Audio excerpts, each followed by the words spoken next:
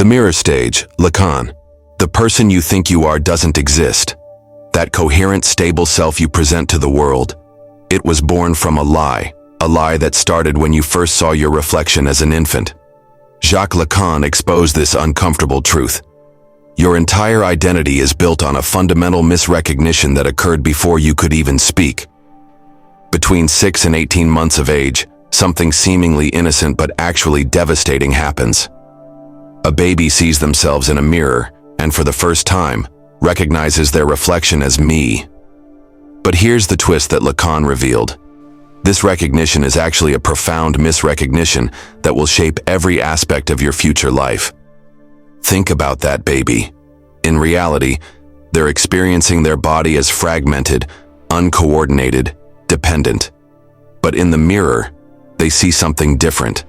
A complete, unified, autonomous image. This gap between the fragmented reality and the illusory wholeness creates the template for all future identity formation. You're still chasing that false image of completeness today. Your social media presence isn't just digital narcissism. It's the mirror stage perpetually reenacting itself.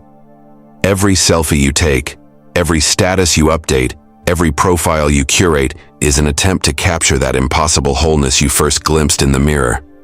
But just like that original reflection, it's a lie you can't stop believing in.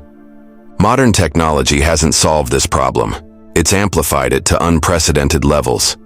Your phone's front-facing camera isn't a tool, it's a portable mirror stage, constantly inviting you to perpetuate that original misrecognition. Each photo you take is another attempt to capture an impossible wholeness. Each edit a desperate effort to close the gap between your fragmented reality and your ideal image. Look at dating apps. They're not just matchmaking services. They're factories of false recognition. You create a profile that presents a unified, desirable self, while your actual experience of existence remains chaotic and fragmented. Every swipe right is a hope that someone else's gaze will confirm the lie you first encountered in the mirror. But it goes deeper than digital life. Your career isn't just work, it's another attempt to embody that impossible wholeness. Your job title, your professional achievements, your LinkedIn profile, they're all sophisticated versions of that first mirror moment, promising a completeness that always remains just out of reach. Consider how you dress, how you speak, how you carry yourself in public. These aren't just choices, they're strategies for maintaining the illusion of that unified self you first saw in the mirror. Every morning you literally reconstruct that image, trying to match your fragmented reality to an impossible ideal. The fashion industry isn't selling clothes, it's selling mirrors. Each new style promises to help you finally become that complete, unified self you've been chasing since infancy. But like all mirrors, it can only reflect back the fundamental misrecognition that structures your identity. Your relationships reveal this pattern most painfully. You seek partners who can mirror back to you that sense of wholeness you crave. But they're caught in their own mirror stages, seeking the same impossible confirmation. Two fragmented beings trying to reflect completeness to each other. No wonder relationships are so complicated. Even your memories aren't immune. When you recall your past, you're not accessing pure experience. You're reconstructing events to support that false sense of unified identity you've been maintaining since the mirror stage. Your autobiography is just another mirror, reflecting back the lie you need to believe. Therapy itself often perpetuates this dynamic. You go seeking integration, wholeness, completion, all echoes of that original mirror moment. Even the therapist's office typically has a mirror, silently promising the possibility of finally achieving that unified self that doesn't actually exist. The entertainment industry feeds off this fundamental misrecognition. Every movie hero, every celebrity, every influencer offers another mirror, another chance to glimpse that impossible wholeness. You don't follow them because you admire them. You follow them because they seem to have achieved what your mirror first falsely promised. Political movements aren't immune either. Every ideology offers a mirror, promising to reflect back a complete, coherent world that matches your desire for wholeness. But like all mirrors, they can only perpetuate the original misrecognition. Think about your biggest life decisions. Were they really choices? were they attempts to match your life to that impossible image you've been chasing since infancy? Your major purchases, your living situation, your life goals, all of them shaped by that first mirror moment. The wellness industry exploits this perfectly. Every self-help book, every meditation app, every personal development program promises to help you finally achieve that unified self you glimpsed in the mirror. But they can only reflect back your own fundamental misrecognition. Education itself often serves the mirror stage. Each degree, each certification, each achievement is another attempt to embody that complete, capable self you first saw in reflection. But no amount of learning can bridge the gap between your fragmented experience and your idealized image. Even language perpetuates this illusion.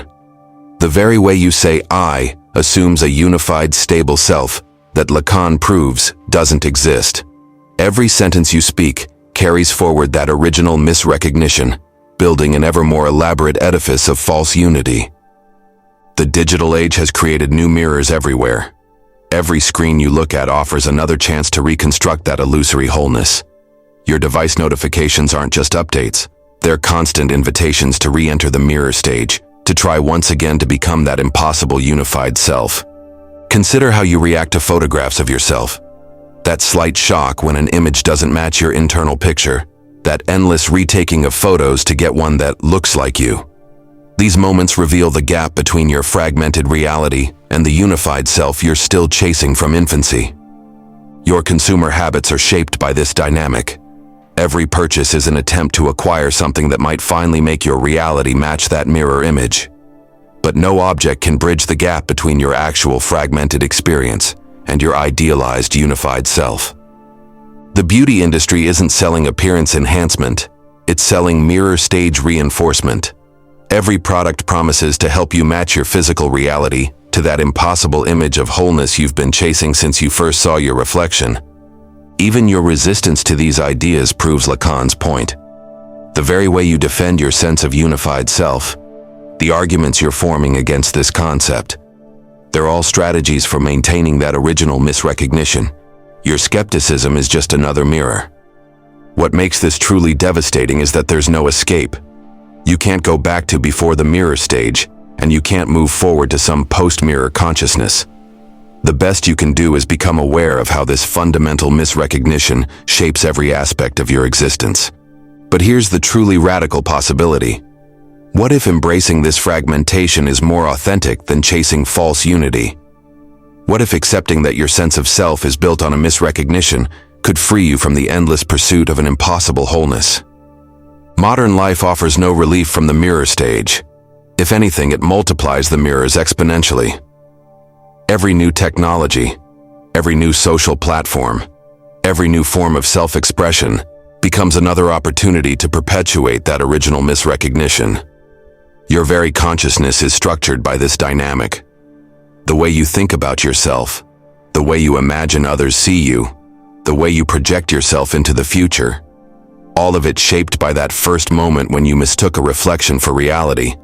The question isn't whether you can escape the mirror stage. You can't.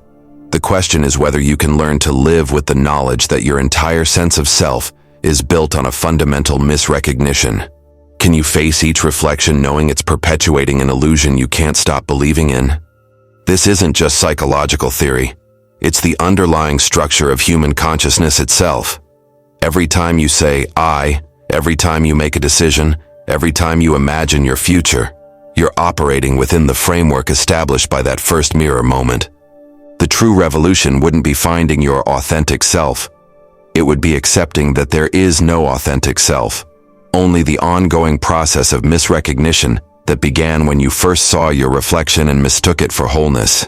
Your entire life has been an elaborate response to that original moment of misrecognition. Every achievement, every relationship, every carefully curated image, all attempts to sustain an illusion that began before you could even speak. The mirror stage isn't just a phase of development. It's the fundamental structure of human identity. You're not going to outgrow it, overcome it, or see through it. The best you can hope for is to understand how completely it shapes your existence. Welcome to the truth about your identity. That stable, coherent self you think you are, It's an illusion born from a baby's misrecognition of their reflection.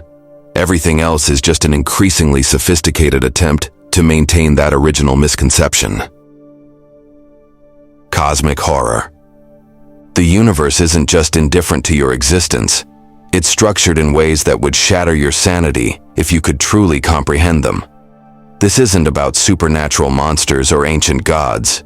Cosmic horror reveals something far more disturbing. Reality itself is incompatible with human consciousness. When H.P. Lovecraft wrote that the oldest and strongest emotion of mankind is fear, and the oldest and strongest kind of fear is fear of the unknown, he wasn't just crafting horror fiction. He was touching on a fundamental truth about consciousness. Our minds evolved to handle medium-sized objects moving at medium speeds in medium time frames. Anything beyond these parameters doesn't just frighten us, it breaks us. Consider what modern physics tells us about reality. Matter is mostly empty space. Time and space are the same thing. Particles can exist in multiple places simultaneously. The present moment is an illusion. These aren't just abstract concepts. They're fundamental features of reality that your consciousness literally cannot process without fragmenting. Look at your hand right now. You think you're seeing it as it is, but you're not seeing the quantum fluctuations in its particles, the vast emptiness between its atoms, the way it exists as a probability cloud rather than a solid object. Your brain carefully constructs a simplified image that you can handle. Everything you perceive is a protective hallucination, hiding the incomprehensible nature of reality. What makes this truly terrifying isn't that reality is different from what we perceive. It's that reality has to be hidden from us for our consciousness to function at all. Evolution didn't optimize us for truth. It optimized us for survival. Our consciousness isn't a window into reality. It's a shield against it. The size of the universe isn't just big, it's literally incomprehensible to human consciousness. When astronomers talk about billions of light years, your mind creates a comfortable abstraction. But try to really understand what it means that the light hitting your eyes from some galaxies left before Earth existed. Try to truly grasp the void between stars. Your mind recoils not from the size, but from its own inability to process it. Modern technology hasn't made cosmic horror obsolete. It's given us new ways to glimpse the mind-breaking nature of reality. Every advance in quantum physics reveals more about how fundamentally wrong our basic assumptions are. Every new telescope shows us more of a cosmos that cares nothing for our attempts to comprehend it. Think about time for a moment. Not the comfortable flow of seconds you experience, but actual time, where past, present, and future exist simultaneously, where cause and effect break down at the quantum level, where space itself warps the flow of time. The more you try to truly understand it, the more you feel your consciousness struggling against its own limitations. Black holes aren't just objects. They're where our physics breaks down, where our mathematics fails, where the fundamental structures we use to comprehend reality simply stop working. They're not just holes in space. They're holes in our ability to understand existence itself. Your consciousness is like an inflatable raft on an infinite ocean. It works fine, as long as you stay on the surface.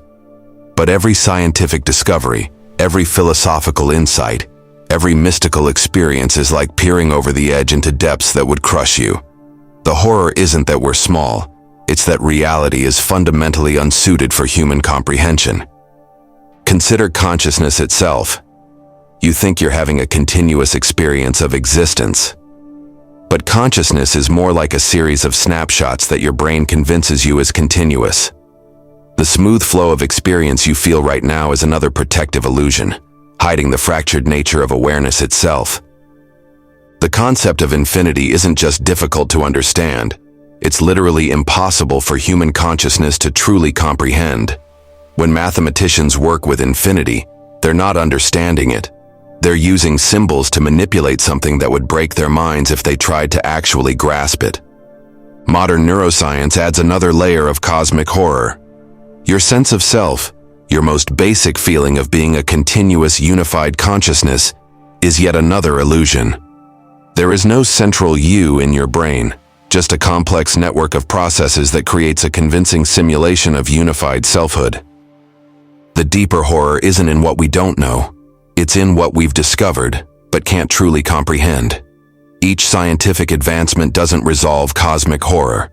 It reveals new layers of reality that are fundamentally alien to human understanding. Look at how we cope with these revelations. We turn incomprehensible cosmic facts into comfortable abstractions. We discuss billions of light years as casually as we talk about miles. We reference quantum uncertainty as if we could really understand what it means. These aren't signs of comprehension. They're sophisticated forms of denial. The digital age has created new forms of cosmic horror. The internet isn't just a network. It's become an incomprehensible entity that exceeds human ability to fully grasp. Big data, artificial intelligence, global financial systems. These aren't just complex systems. They're emergent realities that operate beyond human comprehension. Virtual reality isn't just technology. It's a window into how fundamentally constructed our normal experience of reality is. When you can so easily substitute one set of sensory inputs for another, you have to confront an uncomfortable truth. Your normal consciousness is just another form of virtual reality, a user interface hiding the incomprehensible nature of actual reality. The development of artificial intelligence isn't just about creating smart machines. It's about creating minds that might be able to comprehend aspects of reality that human consciousness literally cannot process. The true horror isn't that AI might become smarter than us. It's that it might be able to see reality as it actually is. Consider the implications of multiple dimensions.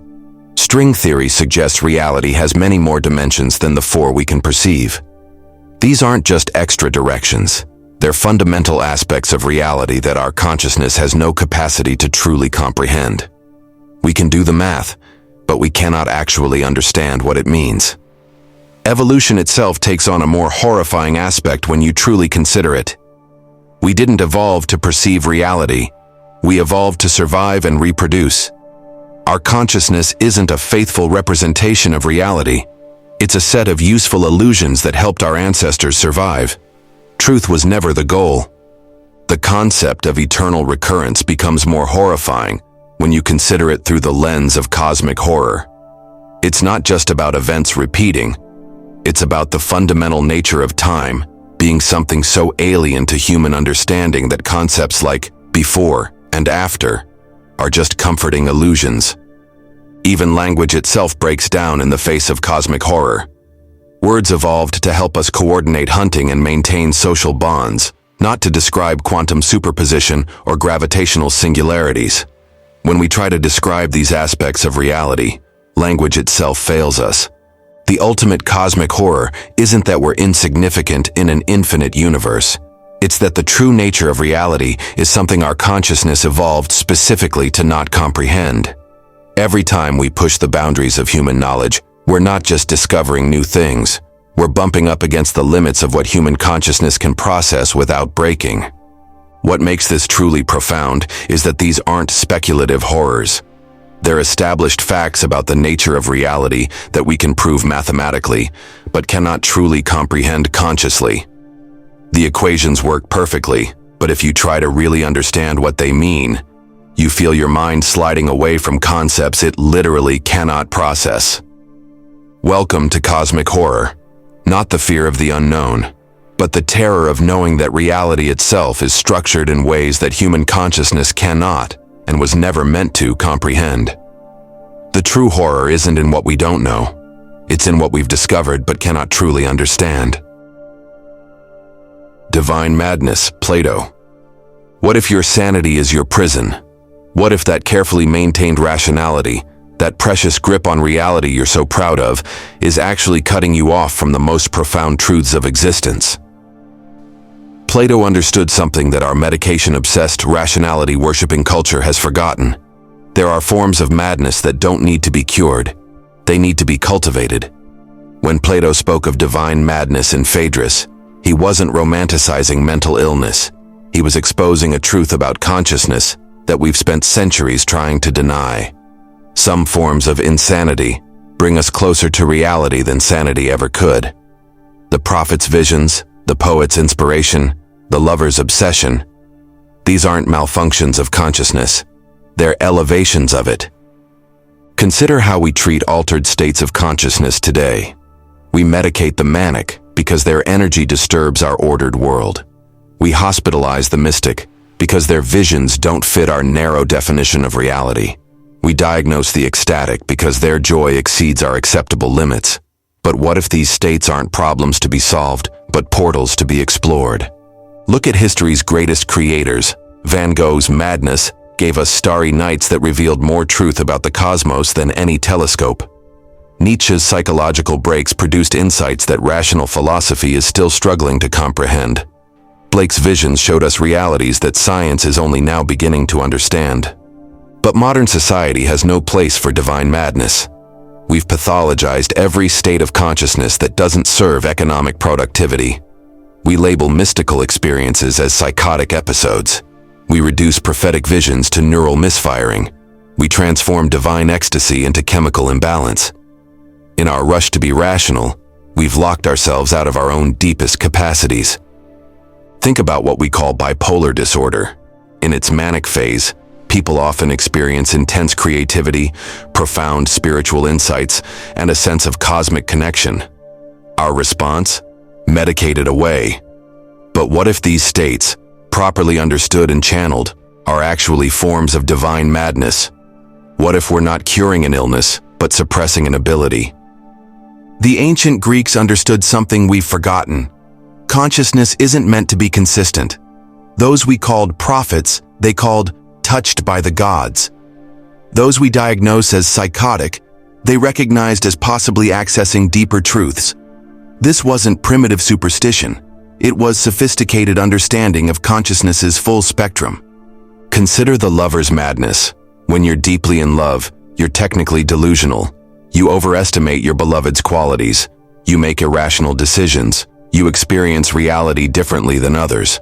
By clinical standards, you're not sane. But what if this madness reveals truths about connection and meaning that sanity can never access? Modern neuroscience inadvertently supports Plato's insight. Studies show that many mental states we label as disorders involve increased neural connectivity and enhanced creative ability. What we call racing thoughts often feature unique conceptual connections. What we diagnose as flights of ideas frequently contain innovative insights. But divine madness isn't just about creativity or spiritual experience. It's about accessing states of consciousness that our rational minds usually suppress. The ecstatic dancer losing themselves in rhythm, the meditation master experiencing ego death, the psychedelic explorer confronting infinite reality. These are all forms of divine madness.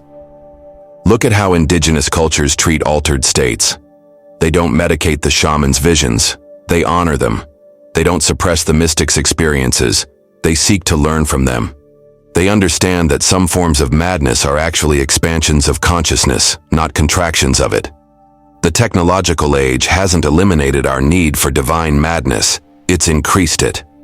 In a world of artificial intelligence and virtual reality, we desperately need access to states of consciousness that exceed our programmed parameters.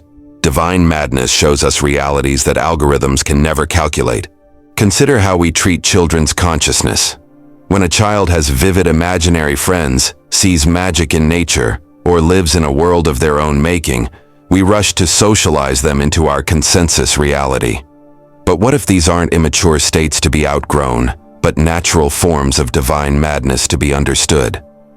The psychiatrist's office has become our modern temple, but instead of helping people navigate divine madness, it often just suppresses it. Antipsychotics don't just stop destructive delusions, they can also block transcendent visions. Mood stabilizers don't just cure depression, they can also flatten divine ecstasy. But perhaps most disturbing is how we've internalized this fear of divine madness. We police our own consciousness, suppressing any state that doesn't fit our culture's narrow definition of sanity. We're so afraid of losing our minds that we never discover what our minds are truly capable of. The mystic's rapture, the artist's inspiration, the lover's obsession. These states show us something crucial about consciousness itself. It's not meant to be a stable, rational system for navigating consensus reality. It's capable of expansions and transformations that our modern understanding can barely comprehend. Think about what happens during profound meditation. The boundaries of self dissolve. Time becomes fluid. Reality reveals itself as both empty and full. By psychiatric standards, these are symptoms of dissociation and delusion. But what if they're actually glimpses of fundamental truth that our ordinary consciousness can't access? Divine madness reveals something crucial about human potential. We're not just rational beings who sometimes malfunction into irrationality. We're creatures capable of accessing states of consciousness that transcend the rational-irrational dichotomy entirely. The future of human consciousness might depend on rediscovering divine madness. As artificial intelligence masters rational thought, our unique value might lie in our capacity for divinely mad states that no algorithm can replicate. The mystic's vision might become more valuable than the programmer's code. But this isn't about abandoning rationality. It's about transcending its limitations. Divine madness doesn't negate reason. It reveals realities that reason alone can never access. The truly evolved consciousness can move between rational clarity and divine madness, understanding the value of both. Consider the implications for mental health treatment. What if, instead of just suppressing unusual states of consciousness, we learn to distinguish between destructive madness and divine madness? What if we developed ways to safely explore and integrate these experiences rather than just eliminating them? The rise of psychedelic therapy hints at a return to this understanding. Under controlled conditions, substances that induce temporary madness are showing remarkable healing potential. It's as if we're rediscovering what Plato knew. Some forms of madness can heal what sanity cannot touch. Education itself might need to embrace divine madness. Instead of just teaching students to think rationally, we might need to help them understand and navigate non-rational states of consciousness. The future might belong not to the merely sane, but to those who can dance between sanity and divine madness. This has profound implications for creativity. True innovation often comes not from rational problem solving, but from divinely mad states where conventional boundaries dissolve. Every creative breakthrough involves a moment of madness, where normal cognitive constraints fall away. The question isn't whether to accept or reject divine madness. It's how to integrate it into a culture that has forgotten its value. This isn't about romanticizing mental illness or rejecting psychiatric treatment. It's about recognizing that human consciousness has capacities that exceed our current medical and cultural categories. What if divine madness isn't a bug in human consciousness but a feature? What if these states aren't accidents to be corrected, but capabilities to be developed? The future belongs not to those who maintain the most stable rationality, but to those who can surf the waves of divine madness while keeping their balance. Welcome to the real human potential, not just rational intelligence, but access to states of divine madness that reveal truths no sane person can ever see. The question is, are you ready to transcend your sanity? The uncanny. Why do AI-generated faces make your skin crawl?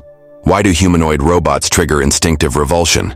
Why do corpses disturb us more than skeletons? The answer lies in one of psychology's most unsettling insights, the uncanny. It's not the obviously artificial or the clearly natural that disturbs us most. It's the things that exist in that twisted twilight zone between familiar and foreign. Sigmund Freud didn't just describe the uncanny. He exposed a fundamental glitch in human consciousness. When something appears almost human but not quite, it doesn't just make us uncomfortable.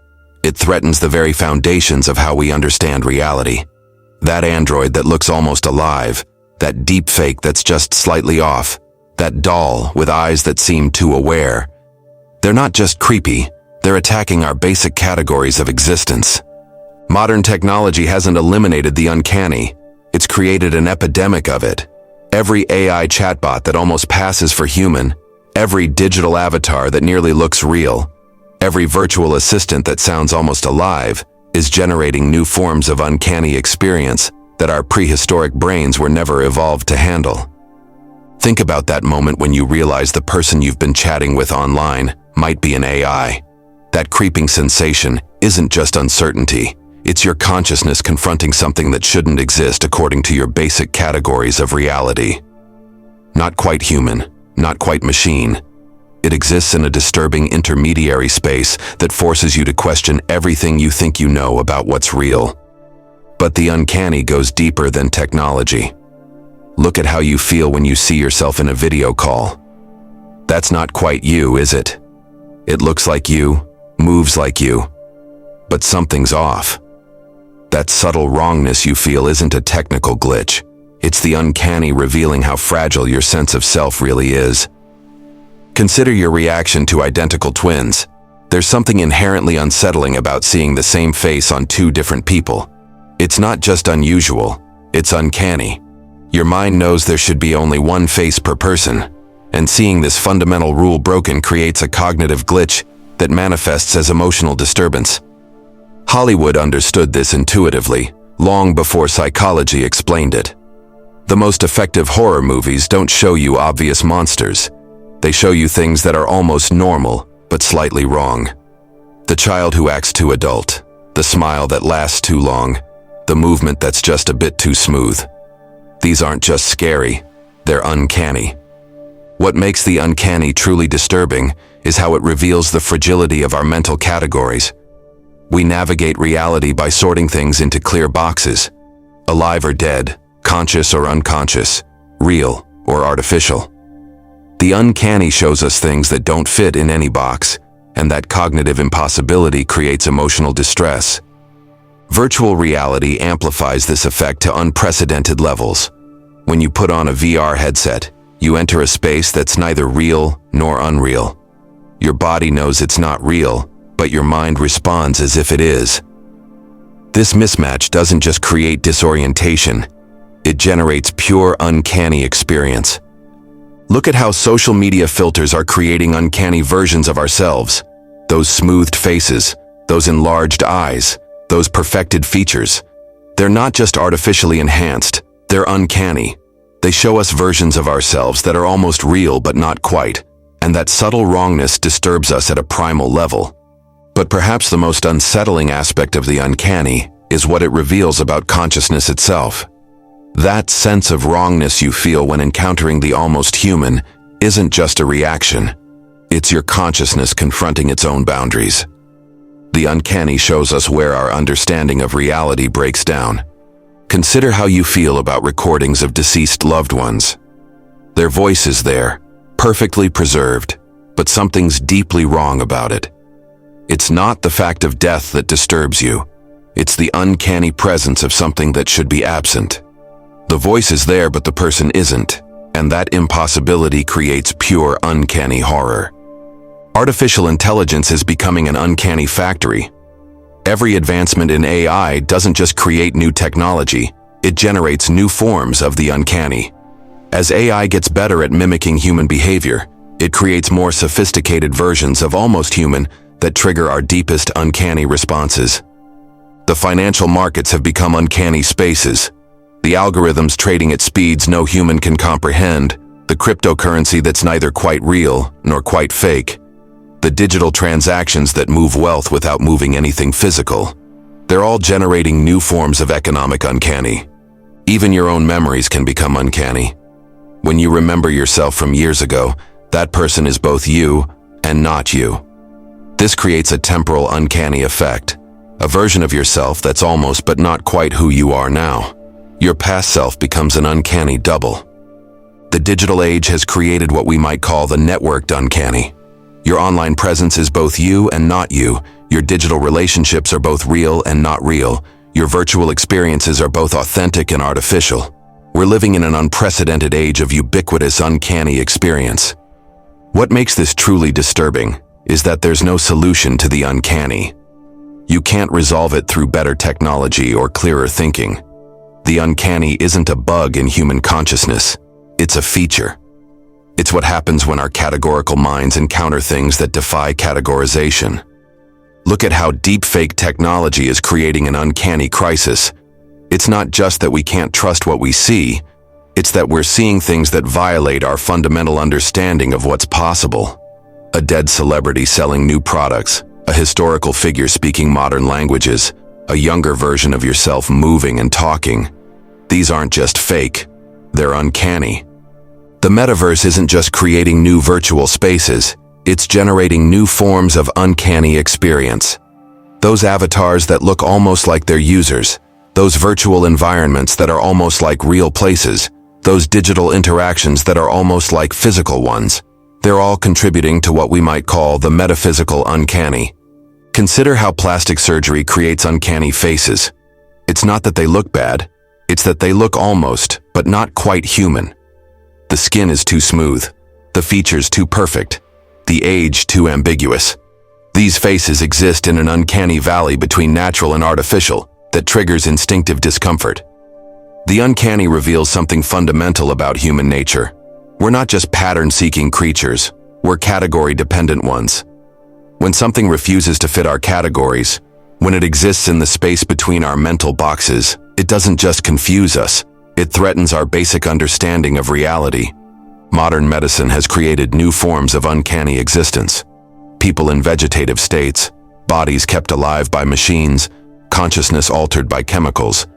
These aren't just medical conditions, they're uncanny states that exist between our fundamental categories of alive and dead, conscious and unconscious.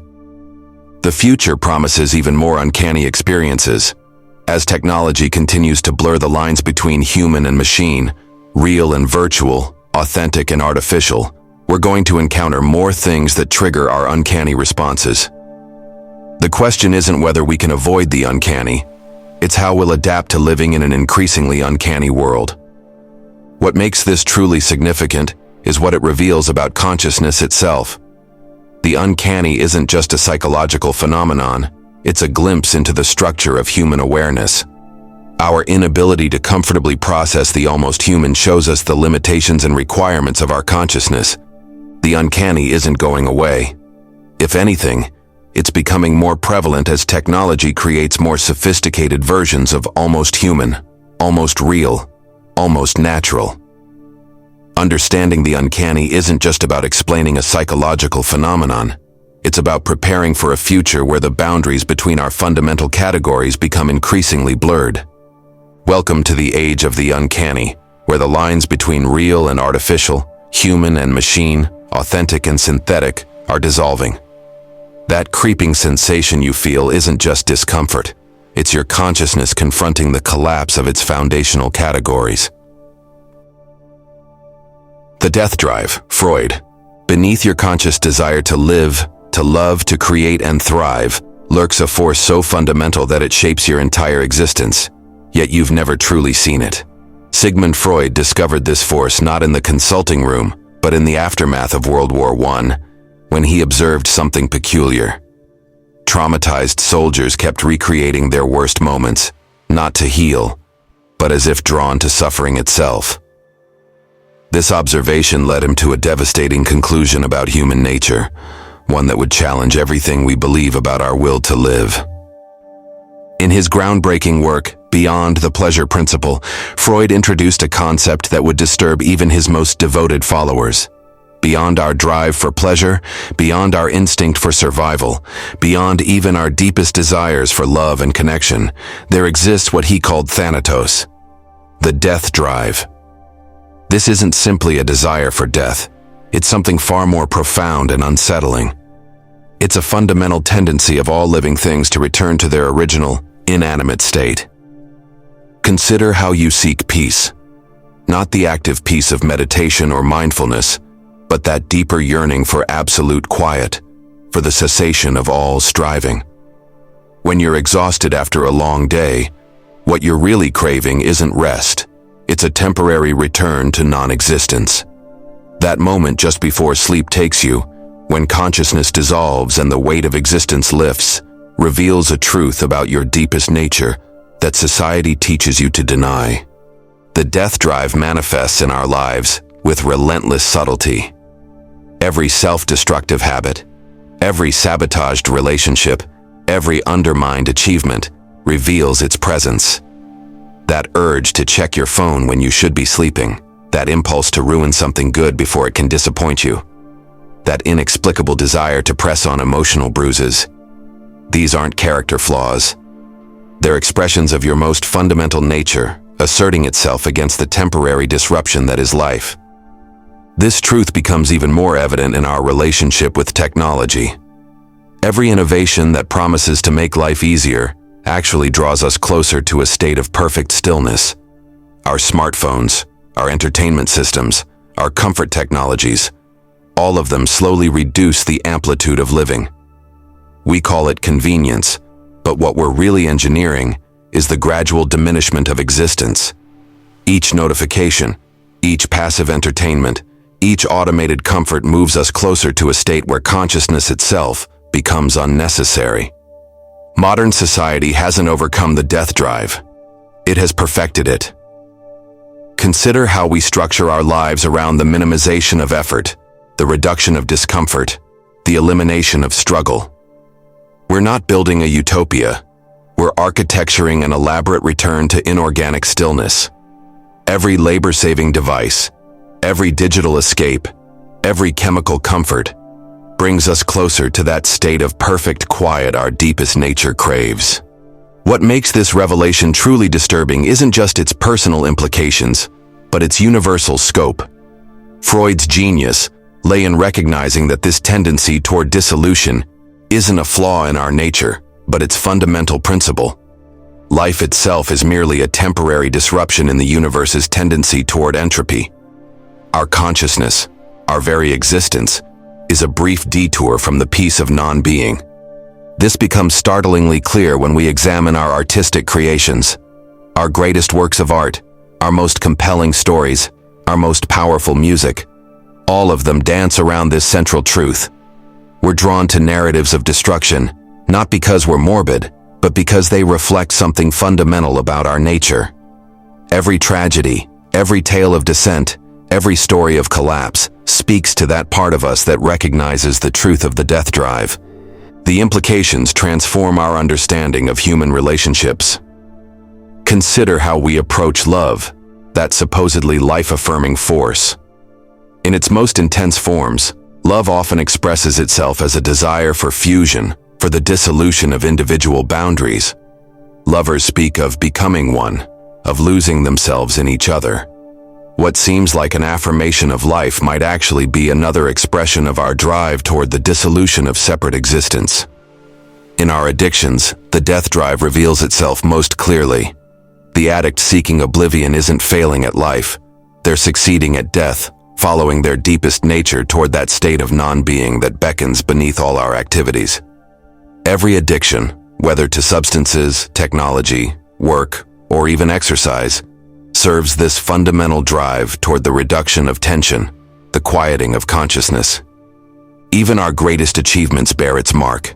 The scientist seeking ultimate truth, the mystic pursuing enlightenment, the artist chasing perfect expression, all are, in their way, responding to the death drive's pull toward a state of perfect resolution.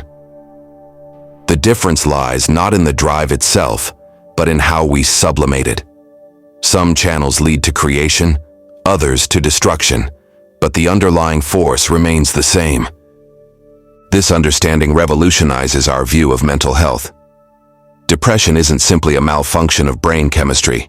It might be our death drive momentarily overwhelming our socially constructed defenses. Anxiety isn't just fear of future threats. It could be our awareness of the constant pull toward non-existence fighting against our will to live. What we label as disorders might actually be glimpses of our fundamental nature breaking through our elaborate psychological defenses.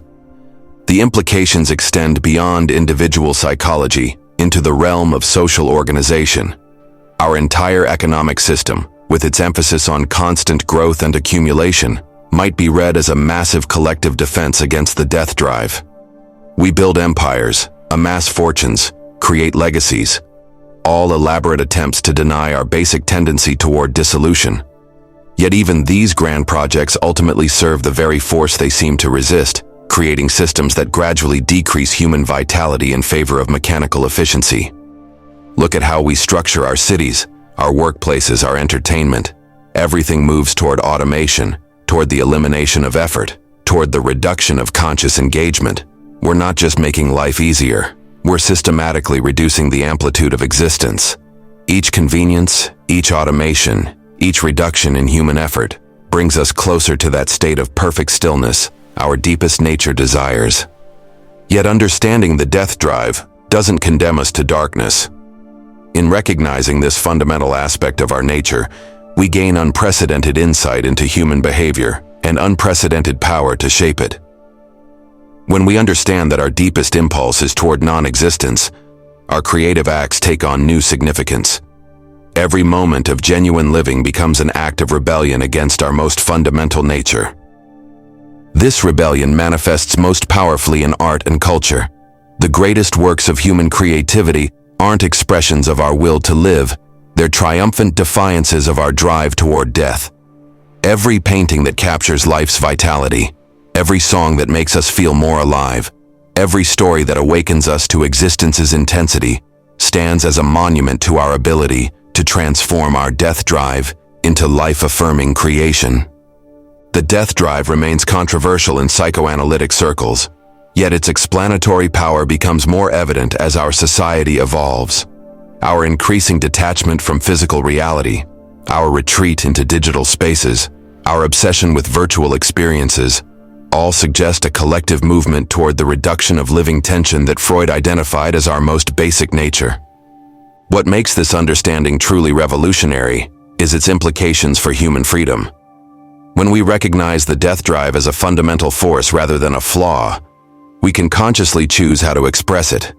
We can channel it into creativity rather than destruction, into transformation rather than elimination, into the paradoxical enhancement of life through the acknowledgement of our tendency toward death. This is perhaps the most profound insight of all, that our greatest achievements don't come from denying the death drive, but from consciously transforming it. Every act of creation, every moment of genuine love, every instance of meaningful work represents not the absence of the death drive, but its successful sublimation into something that paradoxically affirms life. In the end, Freud's discovery of the death drive doesn't offer us escape from our nature, but something far more valuable: understanding. In recognizing this fundamental aspect of our being, we gain the power to work with it rather than against it. We can create meaning not despite our tendency toward dissolution, but through our conscious engagement with it. The question isn't whether the death drive exists, it's how we choose to express it. Will we let it manifest in unconscious self-destruction, or will we harness it for conscious creation? Will we allow it to pull us toward passive non-existence, or will we use its power to fuel active engagement with life? The choice, now that we understand, is ours. The Panopticon, Foucault. You're being watched right now, but not by the government, corporations, or some shadowy organization. The most effective surveillance system ever created is far more intimate. It's your own mind. Michel Foucault understood this when he explored the concept of the Panopticon, not just as an architectural design for prisons, but as the perfect metaphor for modern power and control. Jeremy Bentham's original Panopticon was brilliant in its simplicity, a circular prison with a central watchtower. Prisoners could never see if they were being watched, so they had to assume they were always under observation. But Foucault saw beyond the prison design to something far more disturbing: the way modern society has internalized this principle of constant potential surveillance. Think about your behavior when you spot a security camera. You automatically adjust, stand straighter, act more normal, become your own police. Now extend that to every aspect of modern life. Your social media posts, your credit card transactions, your phone's location data. You're living in a digital panopticon. But the real power isn't in the actual surveillance, it's in your awareness of its possibility. The genius of the system isn't that it watches you constantly, it's that it makes you watch yourself. You don't need a guard in the tower when you've internalized the guard's gaze. Every time you hesitate before posting something online, every time you self-censor in a group chat, every time you wonder how an action might look to others, you're performing the Panopticon's function on yourself. Modern surveillance technology hasn't just expanded the Panopticon, it's perfected it. Your smartphone isn't just a communication device, it's a voluntary tracking system you carry willingly. Every app, every click, every interaction leaves a digital footprint. But the true power of this system isn't in the data it collects, It's in how it shapes your behavior through the mere possibility of observation. Consider social media. You curate your online presence not based on who's actually watching, but on who might be watching. Future employers, potential partners, unknown audiences, their potential gaze shapes your digital self-presentation. You've become your own censor, your own surveillance system, your own behavioral modifier. The workplace embodies this principle perfectly. Modern offices don't need strict supervisors. They have open floor plans, performance metrics, and collaborative tools that make every action potentially visible. Workers internalize this visibility, becoming their own managers. Productivity isn't enforced from above. It's self-imposed through the awareness of potential observation. But Foucault's insight goes deeper than mere surveillance. The Panopticon represents a fundamental shift in how power operates. Traditional power was obvious and external. The king's executioner, the prison guard, the factory overseer. Modern power is invisible and internal. It doesn't need to assert itself because we assert it over ourselves. Education systems demonstrate this perfectly. Schools don't just teach subjects, they teach self-surveillance. Students learn to monitor their own behavior, regulate their actions, and conform to expectations without direct oversight. The teacher's authority becomes less important than the internalized norms that students enforce upon themselves. The medical system extends this principle into our very bodies. We've internalized medical and psychological norms, constantly monitoring our health, behavior, and thoughts against standardized expectations. The doctor's gaze becomes our own internal monitor, measuring every deviation from what's considered normal or healthy. Even intimate relationships haven't escaped the Panopticon's influence. Social media has made private moments potentially public. Every couple's photo, every shared experience, every personal milestone exists, not just for itself, but for an imagined audience. The possibility of being seen shapes how we express even our most private emotions. Dating apps perfect this dynamic. Users don't just present themselves, they create profiles based on internalized understanding of what's desirable. Every photo, every bio, every interaction is shaped by the awareness of constant potential judgment. The actual observers matter less than the internalized criteria for what makes a good profile. Political discourse shows the Panopticon's effect on public life. People don't just argue positions, they perform them for potential audiences. Every tweet, every comment, every political stance is shaped by awareness of how it might be perceived. The fear of cancellation, of social media backlash, creates self-censorship more effective than any external authority.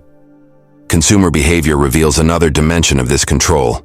We don't just buy products, we perform consumption for real and imagined audiences. Every purchase, every brand preference, every lifestyle choice is shaped by awareness of social surveillance. The market doesn't just sell products, it sells ways of being seen.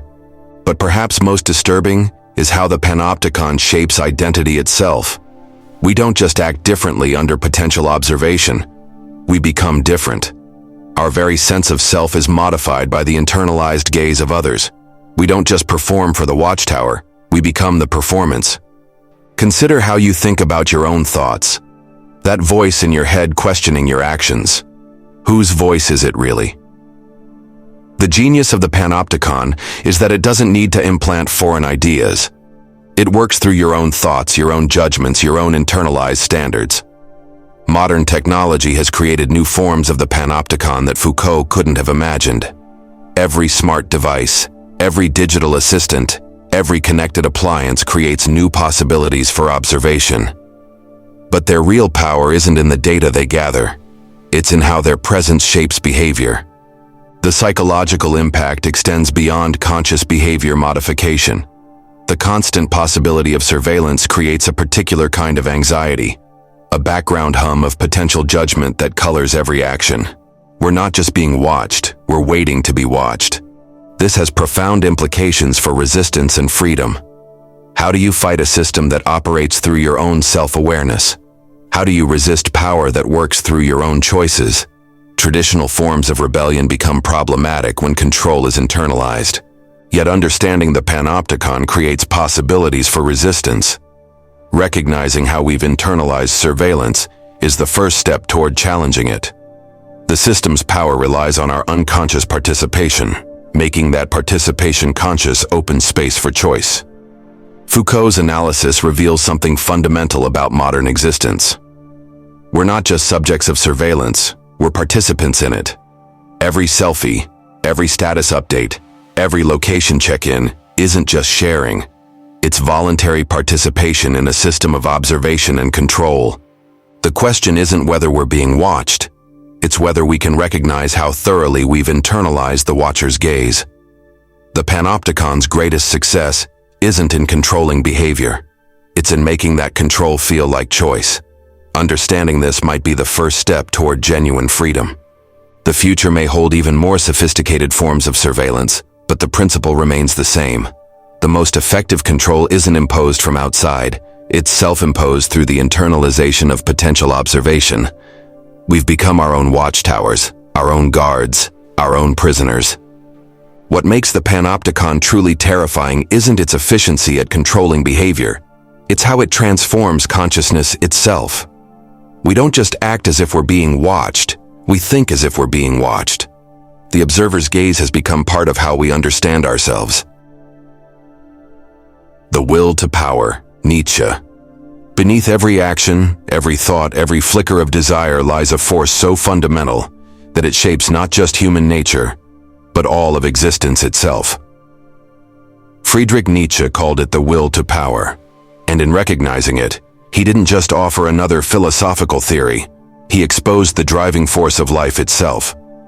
This isn't about political power or domination, it's about something far more profound and unsettling. When Nietzsche declared, "This world is the will to power, and nothing besides," he wasn't making a simple claim about human ambition. He was revealing a truth about reality that most philosophers had missed. Every living thing, from the smallest cell to the most complex consciousness, expresses an essential drive not just to survive, but to extend its influence, to overcome resistance, to transform and grow. Consider how life operates at its most basic level. A plant doesn't just exist, it strives, pushing roots through solid earth, breaking through concrete in search of light. It's not merely surviving, it's expressing the will to power through its relentless drive to overcome obstacles and expand its reach. This same force manifests in every aspect of nature, from predator and prey relationships to the endless mutations of evolution. But in human consciousness, the will to power takes on its most complex and fascinating forms. That urge you feel to improve yourself, to create art, to achieve goals. These aren't just personal ambitions. They're expressions of a cosmic force working through you. Every time you strive to become more than you are, you're manifesting the fundamental principle of existence itself. What makes Nietzsche's insight truly radical is how it reframes human behavior. That person obsessively practicing an instrument isn't just pursuing mastery. They're expressing the will to power through technical dominance. The artist struggling to capture their vision isn't just creating, they're exercising power over raw materials, forcing them into new forms. Even the saint renouncing worldly power is paradoxically expressing the will to power through their very renunciation. Think about your own drives. When you pursue knowledge, you're not just learning, you're exerting power over the unknown, transforming it into the known. When you work out, you're not just getting healthy, you're expressing power over your own body, forcing it to become stronger, more capable. Even love, that supposedly selfless emotion, is an expression of will to power, a drive to influence, to matter to another being. But Nietzsche's concept becomes truly revolutionary when applied to society. Every moral system, every religion, every political ideology is an expression of will to power. The weak, he argued, create moral systems that condemn strength and praise humility, not because humility is inherently good, but as a clever expression of their own will to power.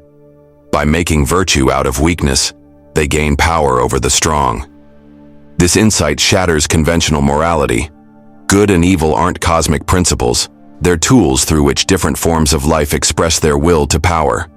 The strong express it directly through assertion and creation.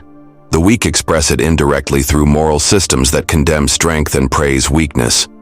Both are equally valid expressions of the same fundamental force. Consider how this plays out in modern life. Social media isn't just about connection. It's about the will to power expressed through likes, shares, and influence. Corporate culture isn't just about profit.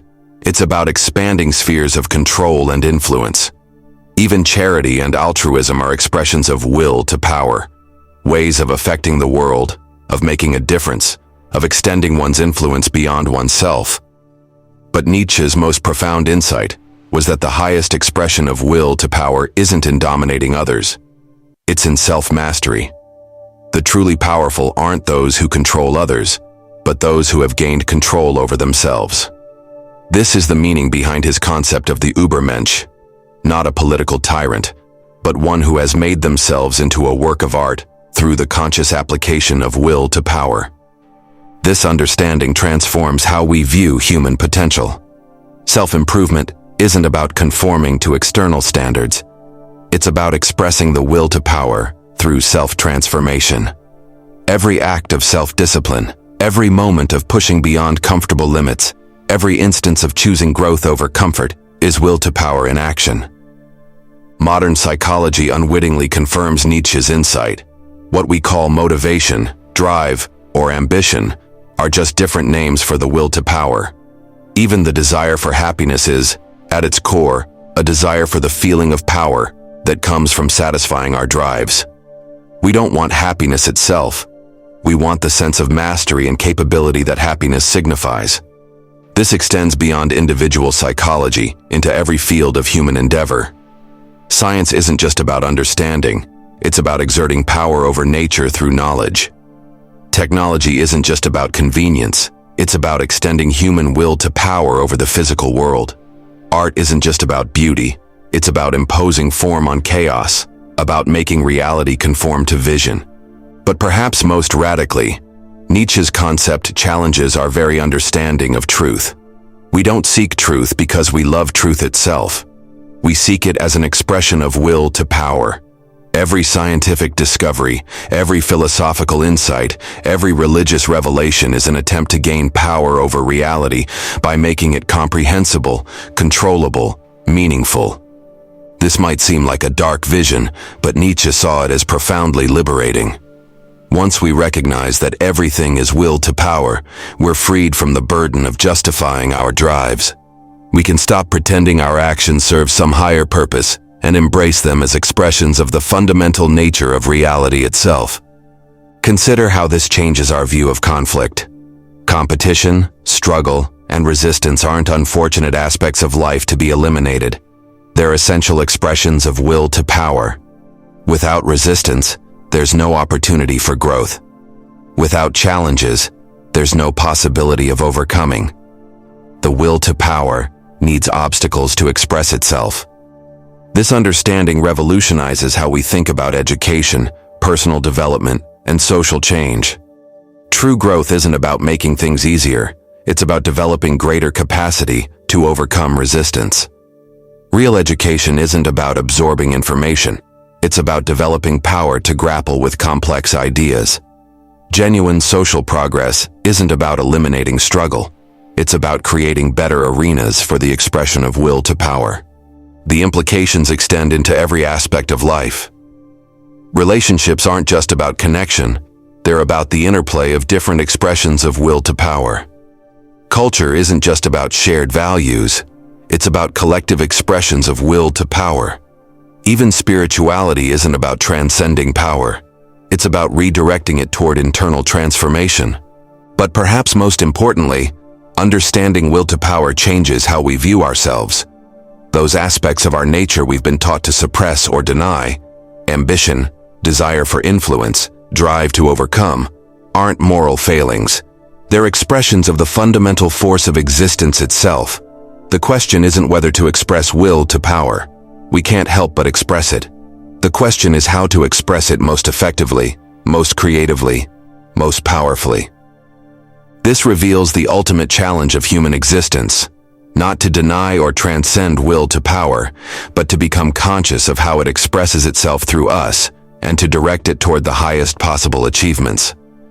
Whether through art, philosophy, science, or self-transformation, our task is to become ever more powerful expressions of this fundamental force of reality. In the end, Nietzsche's concept doesn't just explain human behavior, it offers a complete revaluation of existence itself. Everything we do, everything we are, everything we might become, is an expression of this single principle. The will to power isn't just another philosophical idea. It's the key to understanding the very nature of reality itself. Being toward death, Heidegger, you're dying right now. Not in some poetic or metaphorical sense. Not as a future possibility. You are actively dying in this exact moment, and that's not the disturbing part. What's truly unsettling is that this awareness of your constant dying is the only thing that can make your life authentic. Martin Heidegger didn't just philosophize about death. He exposed how our desperate attempts to ignore it create a life of lies. Every distraction you seek, every goal you chase, every relationship you build is secretly shaped by your refusal to face one brutal fact: you are dying with every breath. Most philosophers treated death as an event that happens at the end of life. Heidegger saw this as another cowardly evasion. Your death isn't waiting for you in the future. It's an integral part of your existence right now. Every choice you make, every path you take, eliminates countless other possibilities. You're dying to possible versions of yourself with every decision. Think you're living? Look closer. You spend your days in what Heidegger called average everydayness, a zombie-like state where you pretend you'll live forever. You plan for retirement as if it's guaranteed. You postpone what matters as if time is infinite. You scroll through social media as if you're not actively burning away irreplaceable moments of existence. Your Instagram feed isn't just mindless entertainment. It's a sophisticated death denial machine. Every filtered photo, every curated moment, every carefully constructed post is really saying, "Look how permanent I am. Look how alive. Look how far from death." But it's all illusion. And deep down, you know it. The modern workplace perfectly embodies this denial. You trade your irreplaceable time for money you'll spend on distractions from death. Your career goals, your 5-year plans, your retirement savings, they're all elaborate schemes to pretend you're not hurtling toward non-existence. Your professional development isn't progress, it's sophisticated procrastination of authenticity. But here's where Heidegger gets truly radical. He claims this denial doesn't just make you inauthentic, it makes you less than human. Only by fully embracing your status as a being toward death can you become fully yourself. Every moment you pretend you're not dying is a moment you're choosing to be less real, less alive, less you. Consider your relationships. You claim to love deeply, but do you? Real love, Heidegger would argue, is only possible when you fully grasp both your own mortality and that of your beloved. Everything else is just mutual death denial, a comfortable collaboration in pretending time is endless. Look at how you parent. You try to protect your children from the reality of death, thinking you're doing them a favor, but you're really teaching them the same inauthenticity that plagues you. You're passing down your own fear, your own denial, your own failure to live authentically in the face of mortality. Modern technology has created new forms of death denial. Every life extension promise, every digital avatar, every attempt to upload consciousness. They're not innovations, they're expressions of terror. Silicon Valley isn't developing technology, it's developing increasingly sophisticated forms of death denial. Your bucket list? A death denial checklist. Your fitness routine? Death denial in motion. Your social media legacy? Digital death denial. Even your attempts at mindfulness and living in the present often serve as subtle ways to avoid facing your constant dying. But Heidegger isn't interested in making you depressed. His insight is far more dangerous. Only by fully embracing your status as a dying being can you break free from the comfortable lies that define modern existence. This isn't about being morbid. It's about being real. Think about your last serious life choice. Did you make it as a being toward death, fully aware of your finite nature? Or did you decide as if you had endless time, endless possibilities, endless future? Most likely, you chose from the comfortable position of death denial, and thus chose inauthentically. Your anxiety about death isn't the problem. Your attempts to suppress that anxiety are. That existential dread you feel in quiet moments isn't something to medicate away or distract yourself from. It's your authentic self trying to break through the comfortable lies of average everydayness. The dating scene perfectly illustrates this inauthenticity. People present carefully curated versions of themselves, planning futures as if time were infinite. But authentic relationship is only possible between two people who fully acknowledge their mutual mortality. Everything else is just shared pretense. Your entertainment choices reveal your death denial. Superhero movies, fantasy epics, science fiction. They're not just escapism. They're rehearsals in immortality fantasy. Even your binge watching is a way of pretending time is endless, that death isn't already present in every moment. But here's the truly provocative part. Heidegger suggests that this constant dying is what gives life its meaning. It's not despite your mortality that life has significance, it's because of it. Every moment matters precisely because it's dying as it happens. Every choice counts because it's eliminating other possibilities forever. Consider how this transforms understanding of success. Real achievement isn't about building something lasting. It's about acting authentically in full awareness of its temporary nature. The authentic being toward death creates despite knowing everything will end, not in denial of that fact. Your political engagements reveal this too.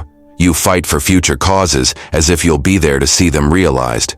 You invest in long-term changes as if time were guaranteed.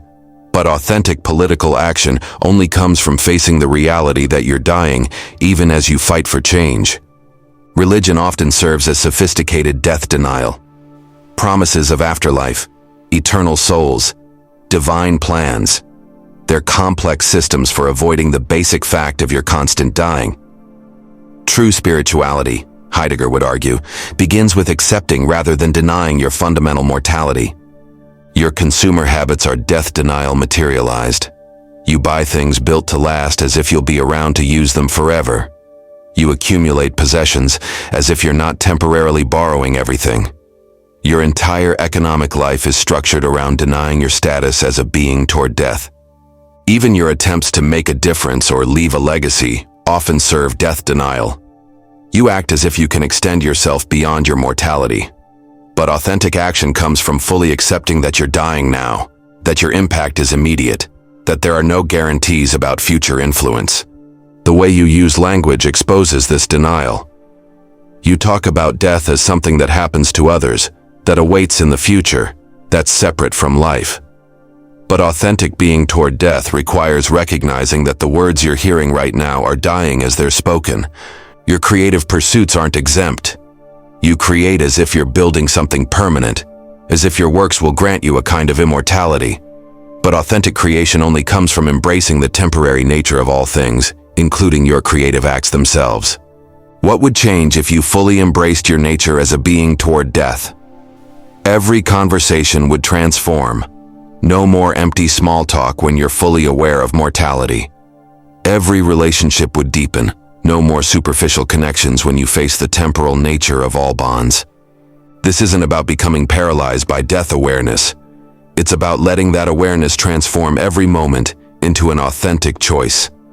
It's about stopping the endless postponement of real living that characterizes modern existence.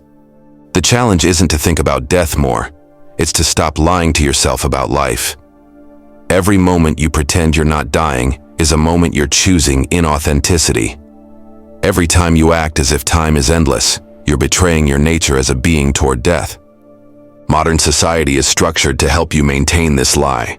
But what if the real adventure of living begins with accepting your constant dying? What if authentic existence only becomes possible when you stop running from the most basic truth of your being? You're dying right now.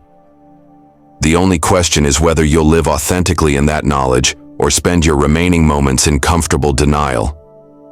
Heidegger's challenge isn't to face death when it comes. It's to face the death that's already here, already part of every moment, already shaping every breath. The choice is yours. But remember, even choosing not to choose is a choice, and you're making it as a dying being. The only question is whether you'll do it authentically or continue the sophisticated self-deception that passes for living in our death-denying age. The shadow. Jung. There's a part of you that you refuse to see, a hidden side you deny or project onto others. Carl Jung called it the shadow, and it's always there, influencing who you are whether you acknowledge it or not. That rage you feel toward toxic people, that's your shadow. That judgment you cast on others' choices, shadow. That moral superiority you wear like armor, pure shadow. Think you're a good person? That's exactly what your shadow wants you to believe. Jung wasn't just describing some psychological concept. He was exposing the most dangerous lie we tell ourselves, that we know who we are. But you don't. You can't. Because everything you've rejected about yourself, every dark impulse you've denied, every forbidden desire you've suppressed, it's all alive in your shadow, growing stronger with every denial. That person you hate for no rational reason, they're showing you your shadow. That political group you think is pure evil, shadow projection. That moral cause you fight for with suspicious intensity, your shadow is pulling the strings. The more violently you reject these truths, the more you prove Jung right. The shadow isn't just your dark side, it's everything you refuse to see about yourself. Your hidden talents, suppressed creativity, denied power. Society taught you to be good, but in doing so, it forced you to bury half of who you are. Every time your parents said be nice, every time teachers rewarded conformity, every time culture punished authenticity, your shadow grew stronger. Look at your relationships. Why do you keep attracting the same toxic people? Why do you fall into the same destructive patterns? Your shadow is choosing for you, acting out the very dramas you claim to hate. That partner who betrayed you, your shadow chose them. That friend who used you, shadow bait. That job that exploits you, your shadow signed the contract. Jung wasn't offering therapy. He was revealing the fundamental lie of human consciousness. You think you're in control? Your shadow laughs at such naivety. Every moral judgment you make, every cause you champion, every person you condemn, it's all shadow theater. And you're not the director, you're the puppet. Consider your strongest moral convictions. The harder you fight for a cause, the more certain you are of your righteousness, the more your shadow is running the show. Those people you condemn as evil, they're carrying your projected shadow. Your fierce moral certainty isn't virtue, it's shadow compensation. Your social media persona, a shadow mask. Your carefully curated image, shadow armor. Your righteous causes, shadow theater. The more perfectly good and virtuous you try to appear, the more power you give to your shadow. Every Instagram filter adds another layer to your shadow's darkness. But here's where it gets truly uncomfortable. Your shadow isn't your enemy. It's the source of your creativity, your passion, your power. By denying it, you're not becoming a better person. You're becoming half a person. Every quality you reject in others, every emotion you deem unacceptable, every desire you label as wrong, you're not eliminating them. You're just pushing them into your shadow. Think about the people who trigger you most. The ones who make you instantly angry, disgusted, or judgmental. That's not your moral compass speaking. That's your shadow showing you what you refuse to see in yourself. The qualities that infuriate you in others are precisely the ones you've rejected in yourself. Your political enemies, shadow carriers. Your moral opposites, shadow mirrors. That group you think is ruining society, they're showing you the parts of yourself you're too afraid to face. The stronger your reaction, the more accurate the reflection. Jung wasn't just describing psychology. He was exposing the mechanism behind human conflict. Wars aren't fought over real differences. They're fought over projected shadows. Every crusade, every moral panic, every us versus them narrative is shadow projection on a massive scale. Look at how you judge others. The cheater? They're expressing the faithlessness you deny in yourself. The lazy? They're living out the rest you refuse to allow yourself. The greedy? They're embodying the desires you're too afraid to acknowledge. Your judgment isn't righteousness, it's shadow projection. Your carefully constructed identity. A shadow dance. Your moral certainties. Shadow stories. Your deepest convictions. Shadow puppetry. Everything you think makes you you is actually a reaction to what you've pushed into your shadow. But here's the truly radical part. Embracing your shadow doesn't make you evil. It makes you whole. Jung wasn't suggesting you act out every dark impulse. He was saying that acknowledging your shadow is the only way to truly control it. The more you deny it, the more power it has over you. Think you're above this? That's your shadow talking. Think you've dealt with your dark side? Shadow strategy. Think you're one of the good ones? Your shadow is laughing. The more convinced you are that you've transcended your shadow, the more completely it controls you. Every time you point a finger at someone else's darkness, your shadow grows stronger. Every time you proclaim your moral superiority, your shadow deepens. Every time you deny your capacity for evil, your shadow gains more control over your life. Society encourages this shadow denial. It's easier to control people who think they're purely good, who project all evil onto others, who never question their own righteousness. Your shadow isn't just personal. It's political. The more you deny it, the more easily you can be manipulated through it. Look at your social media behavior. Every angry comment, every self-righteous post, every moral condemnation. That's not you speaking, it's your shadow acting out. The more virtuous you try to appear online, the more your shadow expresses itself through your keyboard. Your career choices, shadow-driven. Your relationship patterns, shadow-designed. Your consumer habits, shadow-selected. Everything you think you're choosing freely is actually being orchestrated by the very parts of yourself you refuse to acknowledge. Jung wasn't offering self-help. He was showing us why self-help usually fails. You can't improve yourself while denying half of who you are. Every attempt at positive thinking, every affirmation, every self-improvement program that doesn't acknowledge the shadow is doomed to feed it instead. The truly disturbing part? Your shadow isn't something you can eliminate. It's not something you can transcend or overcome. It's an essential part of your psyche. The only choice is whether you'll acknowledge it and learn to work with it, or continue letting it work through you unconsciously. Consider your latest moral outrage. That righteous anger you felt? Shadow fuel. That sense of superiority over the bad people?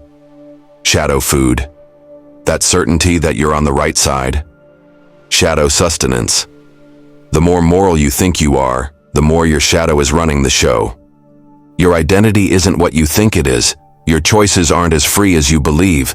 Your moral certainties aren't as pure as you pretend. Everything you think makes you you is actually a complex dance between your conscious mind and your shadow. And guess which one leads more often? Jung's message wasn't comforting. It was revolutionary. You don't have a shadow. Your shadow has you. Until you face this truth, until you acknowledge the parts of yourself you've rejected, until you recognize your capacity for everything you condemn in others, you're not really conscious. You're just a puppet, and your shadow is pulling the strings. Want to be truly good? Start by acknowledging your capacity for evil. Want to be truly conscious?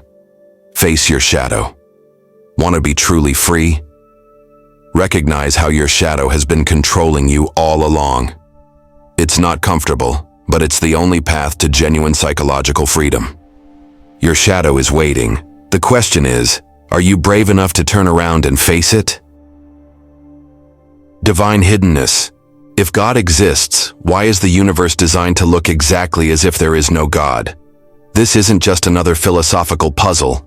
It's the most devastating challenge to religious faith ever proposed. Divine hiddenness doesn't ask whether God exists. It asks a far more disturbing question. If an all-loving God exists, why create a world that appears so perfectly godless? Think about it.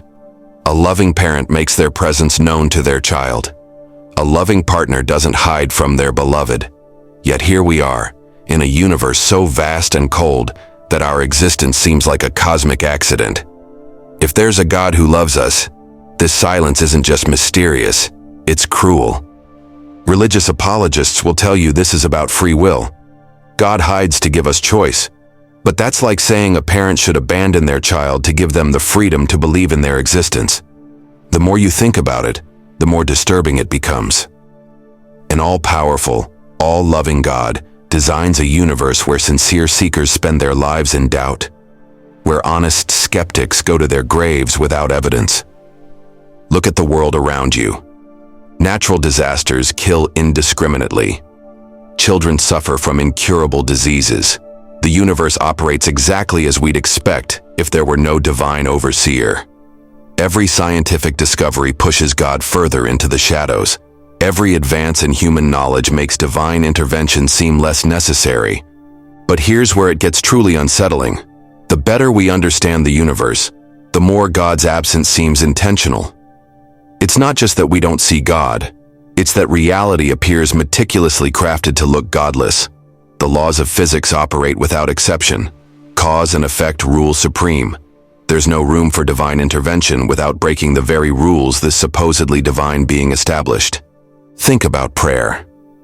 Countless studies have shown it has no statistical effect on outcomes. The cancer patient who prays fervently dies just as often as the one who doesn't.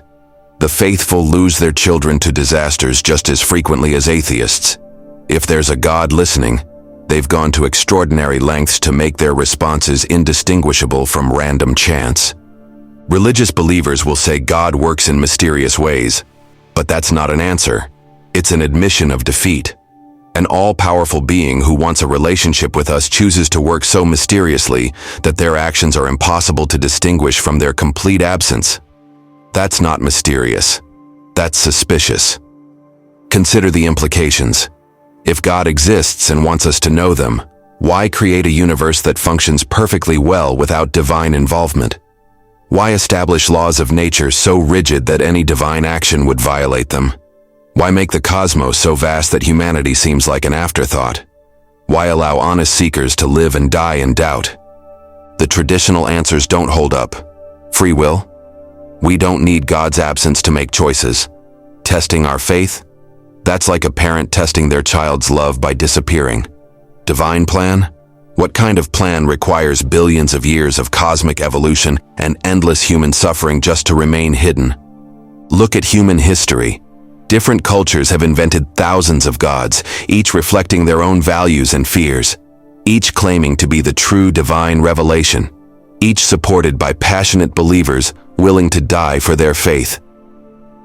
If there's a real God trying to communicate with humanity, they've chosen a method guaranteed to create confusion and conflict. But here's the most disturbing part. The problem of divine hiddenness gets worse with time, not better. As our understanding of the universe grows, God's hiding places shrink. We no longer need divine intervention to explain natural phenomena. We can trace our origins through evolution. We can observe the universe's mechanics without finding any sign of supernatural involvement. Think about what this means. Either there is no God, or God has gone to extraordinary lengths to appear non-existent. If it's the latter, we have to ask, why? What possible divine purpose could be served by creating beings capable of reason and then hiding all reasonable evidence of divine existence? Religious traditions speak of a God who wants to be known, who seeks relationship with humanity. Yet we live in a universe where divine hiddenness is so complete that it's indistinguishable from divine absence. This isn't just a philosophical problem, it's a psychological torment for anyone honestly seeking truth. Consider the emotional cost. How many sincere believers struggle with doubt because God remains silent in their deepest pain? How many reasonable people find themselves unable to believe because the evidence they see contradicts what they're told to accept on faith? How many live in fear that their honest questions make them unworthy of divine love? The traditional response is that God's ways are higher than our ways, that we can't understand divine reasoning. But this merely pushes the problem back a step. An all-powerful God chose to create beings with reason and then made their existence seem unreasonable, created seekers of truth and then hid all verifiable evidence of divine truth? Look at how religions cope with this problem. They create elaborate explanations for God's silence. They redefine faith to mean believing without evidence. They turn divine hiddenness into a virtue, claiming that doubt is part of the spiritual journey. But these are human adaptations to divine absence, not answers to the fundamental question. What kind of God creates beings with the capacity for reason and then demands they ignore it? What kind of divine plan requires its creator to remain undetectable? What kind of loving being withholds all evidence of their existence from those they claim to love? The implications are staggering. If God exists and chooses to remain hidden, then either divine love means something completely different from human love, or God's nature is fundamentally different from what religions claim. Either way, our traditional understanding of divinity crumbles. But here's the truly radical possibility. What if divine hiddenness isn't a bug, but a feature? What if the universe appears godless because that's how it's supposed to appear?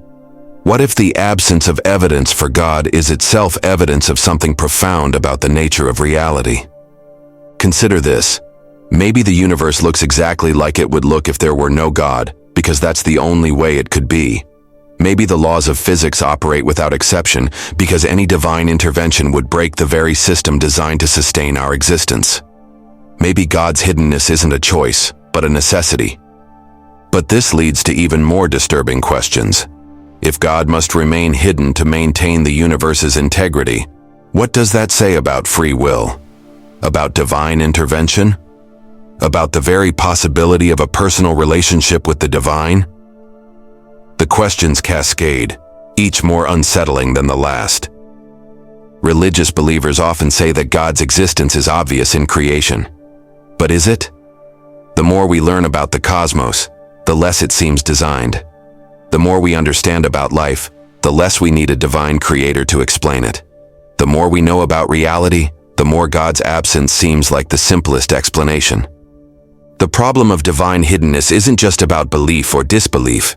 It's about the nature of reality itself. It's about what kind of universe we live in and what that tells us about any possible creator. It's about the uncomfortable possibility that if there is a God, they're fundamentally different from what any religion has imagined. Think about your own experience of divine silence, those unanswered prayers, those moments of doubt, those times when God seemed completely absent. Religious traditions tell you to blame yourself, to question your faith, to try harder to believe. But what if the silence itself is trying to tell you something? The universe's apparent godlessness forces us to face uncomfortable possibilities. Either there is no God, or God is not what we've been taught to believe. Either way, divine hiddenness demands we question our most basic assumptions about reality, truth, and the nature of any possible divine being. This isn't just a challenge to faith, it's a challenge to how we understand existence itself. The universe's perfect appearance of godlessness might be the most important clue we have about the nature of any possible divinity. The question is, are we brave enough to follow that clue where it leads? Eternal return, Nietzsche. What if you've already lived this exact moment infinite times? What if you'll live it again, forever? This isn't science fiction. This is Friedrich Nietzsche's most terrifying thought, the eternal return.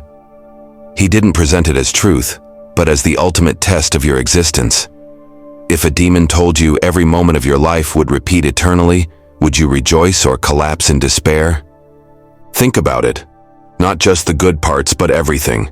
Every embarrassment, every failure, every moment of pain, every boring Tuesday afternoon, every mindless scroll through your phone. All of it, repeating forever. No escape, no improvement, no end. This isn't just a thought experiment. It's a mirror showing you exactly how you feel about your own existence. That argument you had this morning? Eternal. That time you weren't brave enough to speak up? Eternal. That moment you betrayed yourself? Not just once, but infinite times.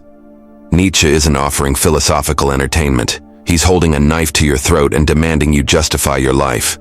Most people retreat from this idea. They'll call it depressing, nihilistic, or just philosophical wordplay. But they're missing something crucial. Nietzsche proposed eternal return not to depress us, but to wake us up. He's asking, are you living in a way you'd choose to repeat forever? Look at your life right now.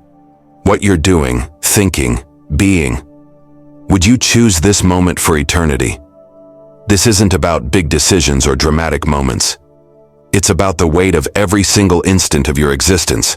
That casual lie you told, now it's eternal. That moment of cowardice, infinite. That compromise with your dreams, forever. But here's where it gets truly unsettling. Nietzsche suggests that if you truly embraced eternal return, it would transform every moment of your life. Imagine living with such intensity that you'd willingly choose to repeat each instant eternally. Not because it's pleasant, but because it's so authentically yours that you'd claim it forever. Consider your relationships. Are you creating connections you'd choose to repeat infinitely? Or are you settling for comfortable mediocrity? Every half-hearted, I love you, every fake smile, every moment of choosing safety over truth, all eternal. The eternal return strips away our ability to say, just this once, or it doesn't matter. Your work. Are you creating something worthy of infinite repetition? Or are you just passing time, assuming there will always be another chance? In eternal return, there is no another chance. There's only this moment, repeating forever. Your half-finished projects, your abandoned dreams, your compromises with mediocrity, all eternally recurring. This is where Nietzsche's idea becomes truly dangerous to the status quo. Society wants you complacent, playing it safe, saving your life for some future that never comes. But eternal return demolishes the future. There is only now, eternally recurring. Are you living in a way worthy of infinite repetition? Think about your daily choices. That time you scroll mindlessly through social media instead of creating something meaningful, eternal. Those hours you waste in pointless arguments, eternal. The dreams you're too afraid to pursue, your cowardice becomes your eternal reality. Nietzsche isn't just challenging you to live better, he's revealing the true weight of existence. Every moment matters infinitely because it will return infinitely. There are no small choices, no throwaway moments, no, I'll do it tomorrow.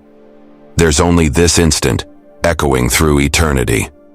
Most people live as if they'll get another chance, another life, another opportunity to be who they truly are. Eternal return strips away this comforting illusion. There is no other life. There's only this one, repeating forever. Are you living in a way you'd choose for eternity? Consider your reactions to challenges. That moment when you chose resentment over forgiveness? Eternal. When you chose bitterness over growth? Eternal. When you chose safety over authenticity? Not just once, but infinite times. Eternal return forces us to face the full weight of our choices. This isn't just about big decisions, it's about how you eat your breakfast, how you treat the cashier, how you breathe, how you love.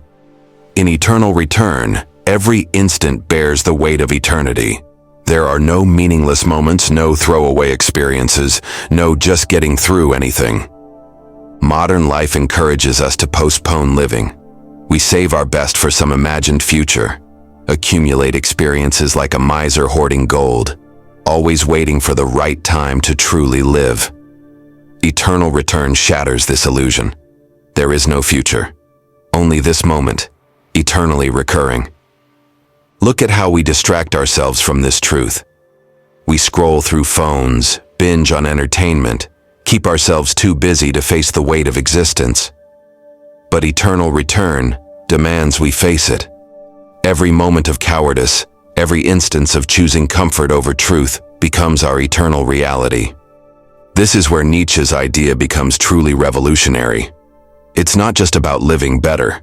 It's about living with such intensity and authenticity that you would choose to repeat everything eternally. Not because it's all pleasant, but because it's genuinely yours. Consider your relationships again. Are you loving in a way worthy of eternal repetition? Or are you holding back, playing it safe, choosing security over passion? In eternal return, every half-hearted embrace, every unspoken truth, every moment of choosing fear over love becomes your eternal reality. Your creative work. Are you making art worthy of infinite repetition? Or are you creating what's safe, what's expected, what won't risk rejection? Eternal return demands we face the mediocrity in our choices. Every compromise with your vision, every instance of choosing safety over truth, echoes forever. This is why eternal return is so threatening to conventional wisdom. Society wants you to play it safe, to follow the rules, to save your real life for someday. But in eternal return, there is no someday. There's only now, repeating forever. Are your choices worthy of eternity? Nietzsche presents this idea as the ultimate test of life affirmation. Could you embrace not just the peaks but the valleys? Not just the triumphs but the failures? Not just the joy but the pain? All of it, exactly as it is, repeating forever. Most people would choose to change something, to be braver here, kinder there, to take that risk they avoided, to speak that truth they silenced. But eternal return offers no editing, no revisions, no second chances. It asks, are you living in a way you'd choose for eternity? This isn't about perfection, it's about authenticity. Could you embrace your failures as eternally as your successes? Your pain as completely as your pleasure?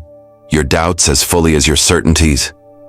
Eternal return demands we stop living provisionally and embrace the full weight of existence. Consider your current path. Are you moving toward what truly matters to you? Or are you drifting, assuming there's always tomorrow? In eternal return, there is no tomorrow, only this moment, echoing through eternity. Your drift becomes your destiny, your temporary compromises become eternal choices. This is where eternal return becomes truly transformative. It's not about living perfectly.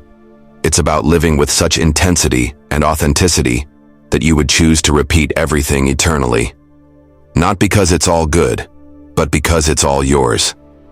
The truly revolutionary aspect isn't the idea itself, it's what it reveals about how we're living now. How much of your life would you choose to repeat eternally? How many of your choices would you claim forever? How much of your existence is worthy of infinite repetition? Nietzsche's eternal return isn't just a philosophical idea. It's a mirror showing us exactly how we feel about our own existence. Every moment becomes a choice. Am I living in a way I would choose for eternity? Am I being who I truly am, or who I think I should be? This is the ultimate challenge, to live each moment as if it will return eternally. Not just the moments of triumph, but the quiet Tuesday afternoons. Not just the great loves, but the daily choices.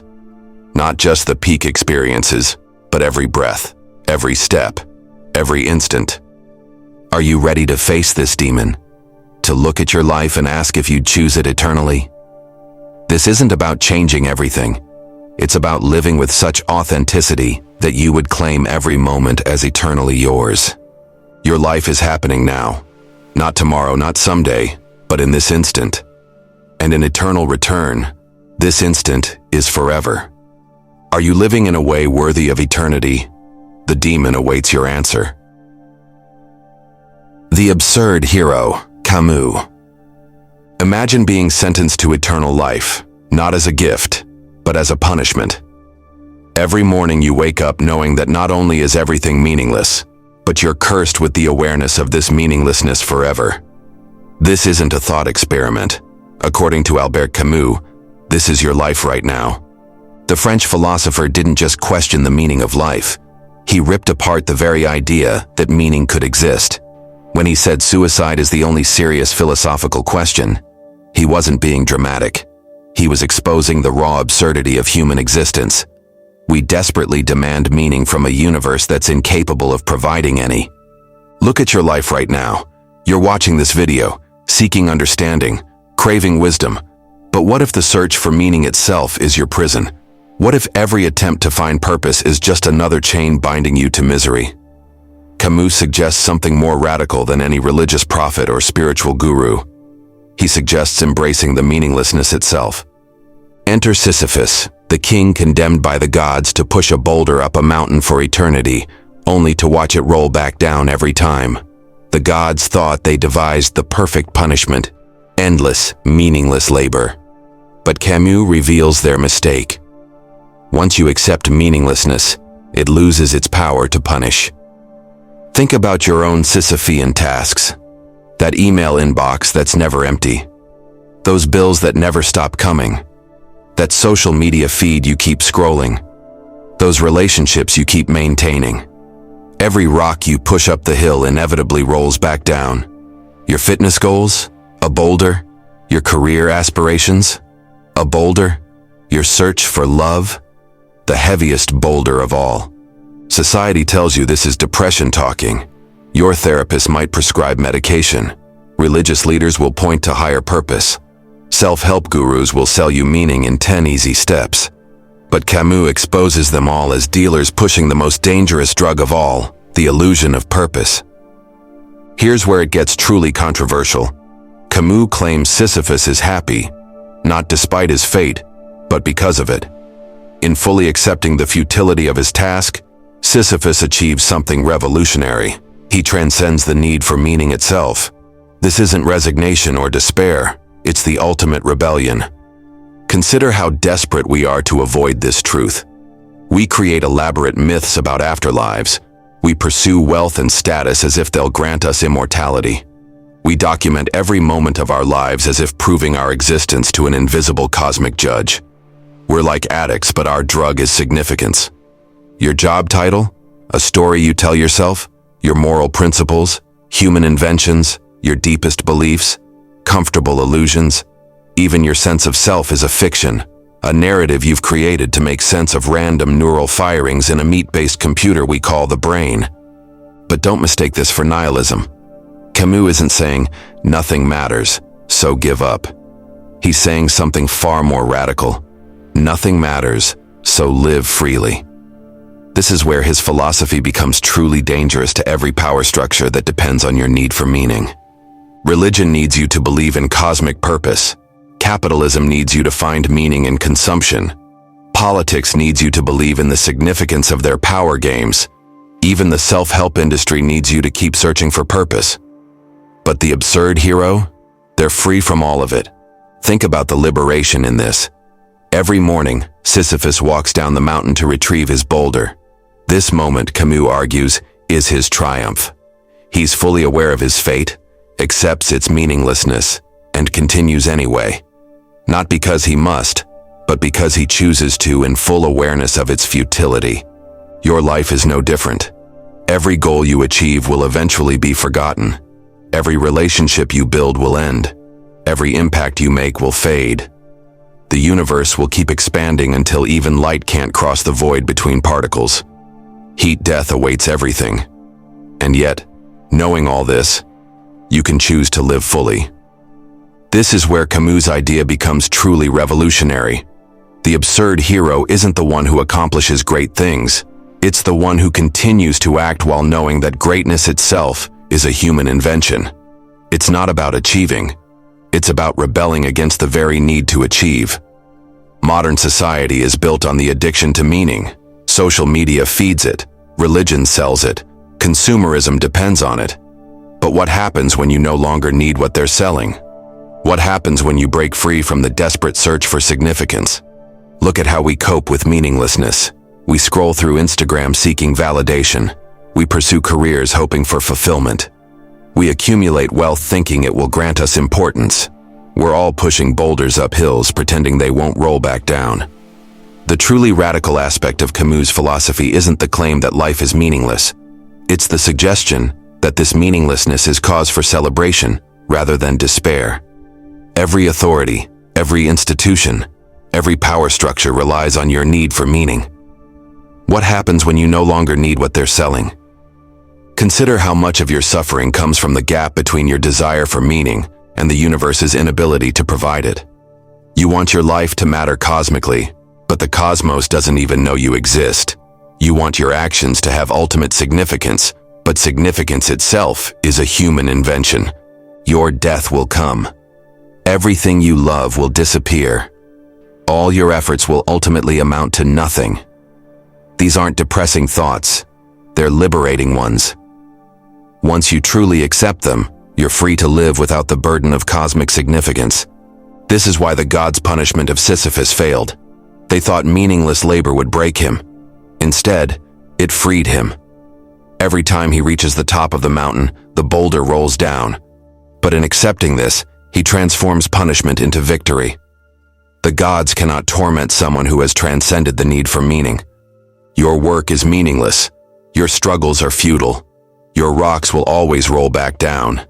And in accepting these truths, you might finally become free.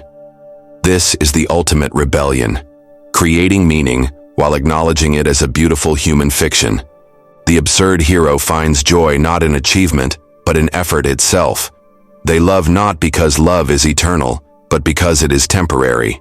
They create not for posterity, but for the present. They live not because life has meaning, but because they can fill it with self-created purpose while fully acknowledging its cosmic insignificance. This is where conventional wisdom fails completely.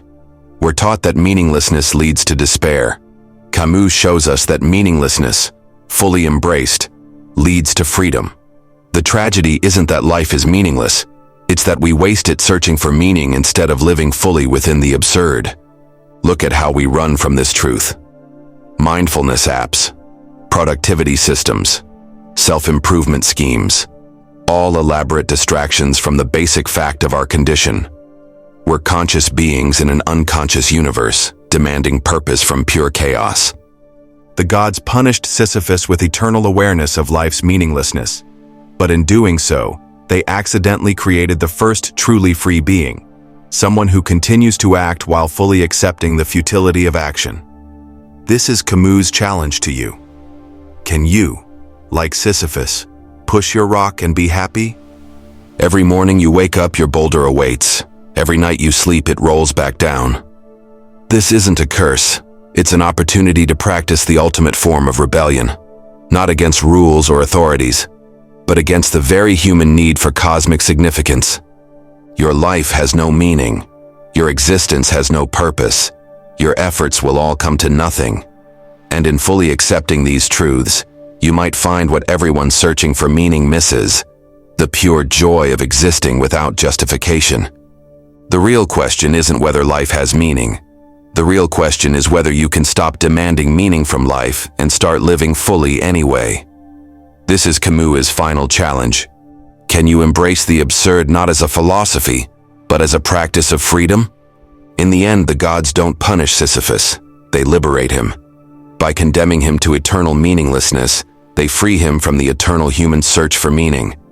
His rocks will always roll down. His task will never be complete. And in this, he finds what we all secretly seek: the freedom to exist without justification. So push your boulder, watch it roll down, then walk back down the mountain in full awareness of what awaits. Do this not because it matters, but because you choose to matter to yourself. This is the ultimate triumph over the gods, to know the truth of meaninglessness and choose life anyway. Consciousness as illusion, Dennett. You're not conscious right now, at least not in the way you think you are. That seamless, unified experience you call consciousness, that feeling of being a single, continuous self watching the movie of your life, is actually an elaborate fiction your brain creates. Daniel Dennett isn't just challenging our understanding of consciousness, he's exposing it as the most sophisticated illusion in the universe. Think about your current experience of consciousness. It seems smooth, continuous, immediate. But that's not how your brain actually processes information. Your experience of the present moment is actually a retrospective construction, a story your brain tells itself about what just happened. You're not experiencing the present, you're experiencing a delayed reconstruction of it. The truly disturbing part isn't that consciousness is an illusion, it's how completely we fall for it. You think you're having direct, immediate experiences, but every sensation, every thought, every moment of awareness has been carefully edited and constructed by your brain before you experience it. You're not watching reality, you're watching a delayed broadcast that your brain has already heavily edited. Consider how you experience vision. You think you see a complete detailed world around you all the time, but your eyes actually only receive high-resolution information from a tiny spot in the center of your visual field. Everything else is a rough approximation that your brain fills in. You don't see reality, you see a convenient fiction your brain constructs. The self you think is watching your experience doesn't exist either. There's no central you sitting in your brain experiencing consciousness. Instead, there are multiple parallel processes, what Dennett calls multiple drafts, competing to shape the narrative of consciousness. You're not a unified self. You're a coalition of competing neural processes. Modern neuroscience keeps confirming this unsettling picture. When researchers look for the seat of consciousness in the brain, they don't find a central control room. Instead, they find distributed networks processing different aspects of experience in parallel. Consciousness isn't a thing. It's a process of ongoing narrative construction. Think about how you make decisions. You believe you consciously choose actions, but neuroscience shows that your brain begins preparing for actions before you're consciously aware of deciding to make them. Your sense of conscious will isn't causing actions. It's a story your brain tells afterward to explain what it already decided to do. The implications are staggering. Free will isn't just limited. It's a complete illusion. You're not consciously choosing actions. You're consciously discovering what your brain has already decided to do. That feeling of being in control, of consciously directing your life, it's a useful fiction your brain creates to help organize behavior. Language reveals this illusion at work. You think you know what you're going to say before you say it, but often you only discover your thoughts as you speak them. You're not consciously creating speech. You're consciously discovering what your brain has already prepared to say. Memory isn't immune to this illusion either. You think you're accessing stored records of the past, but every memory is actually a fresh construction, assembled in the moment from fragments and filled in with plausible details. You're not remembering the past. You're creating stories about it that feel like memories. Consider how emotions work. You think you feel emotions and then react to them, but often the process works in reverse. Your brain detects your body's physiological responses and then constructs an emotional narrative to explain them. You're not experiencing emotions directly. You're experiencing your brain's interpretation of bodily states. The social self is perhaps the most elaborate part of this illusion. You think you're presenting your authentic self to others, but that self is actually a narrative construction. A character your brain creates to navigate social interactions. You're not being yourself. You're performing a version of self that your brain has constructed. Modern technology hasn't dispelled this illusion. It's given us new ways to observe it in action. Brain imaging shows how consciousness lags behind brain activity, how decisions are made before we're aware of them, how our experience of reality is constructed rather than perceived. Virtual reality reveals another aspect of this illusion. When VR creates convincing sensory input, your consciousness happily constructs experiences of being in impossible spaces, having impossible bodies. This isn't just technology fooling you. It's revealing how readily your consciousness accepts constructed realities. But perhaps most disturbing is how this illusion shapes our understanding of other minds. When you attribute consciousness to others, you're not detecting their consciousness, you're projecting your own illusion onto them. Our entire understanding of other minds is built on extending our own elaborate fiction. The implications for artificial intelligence are profound.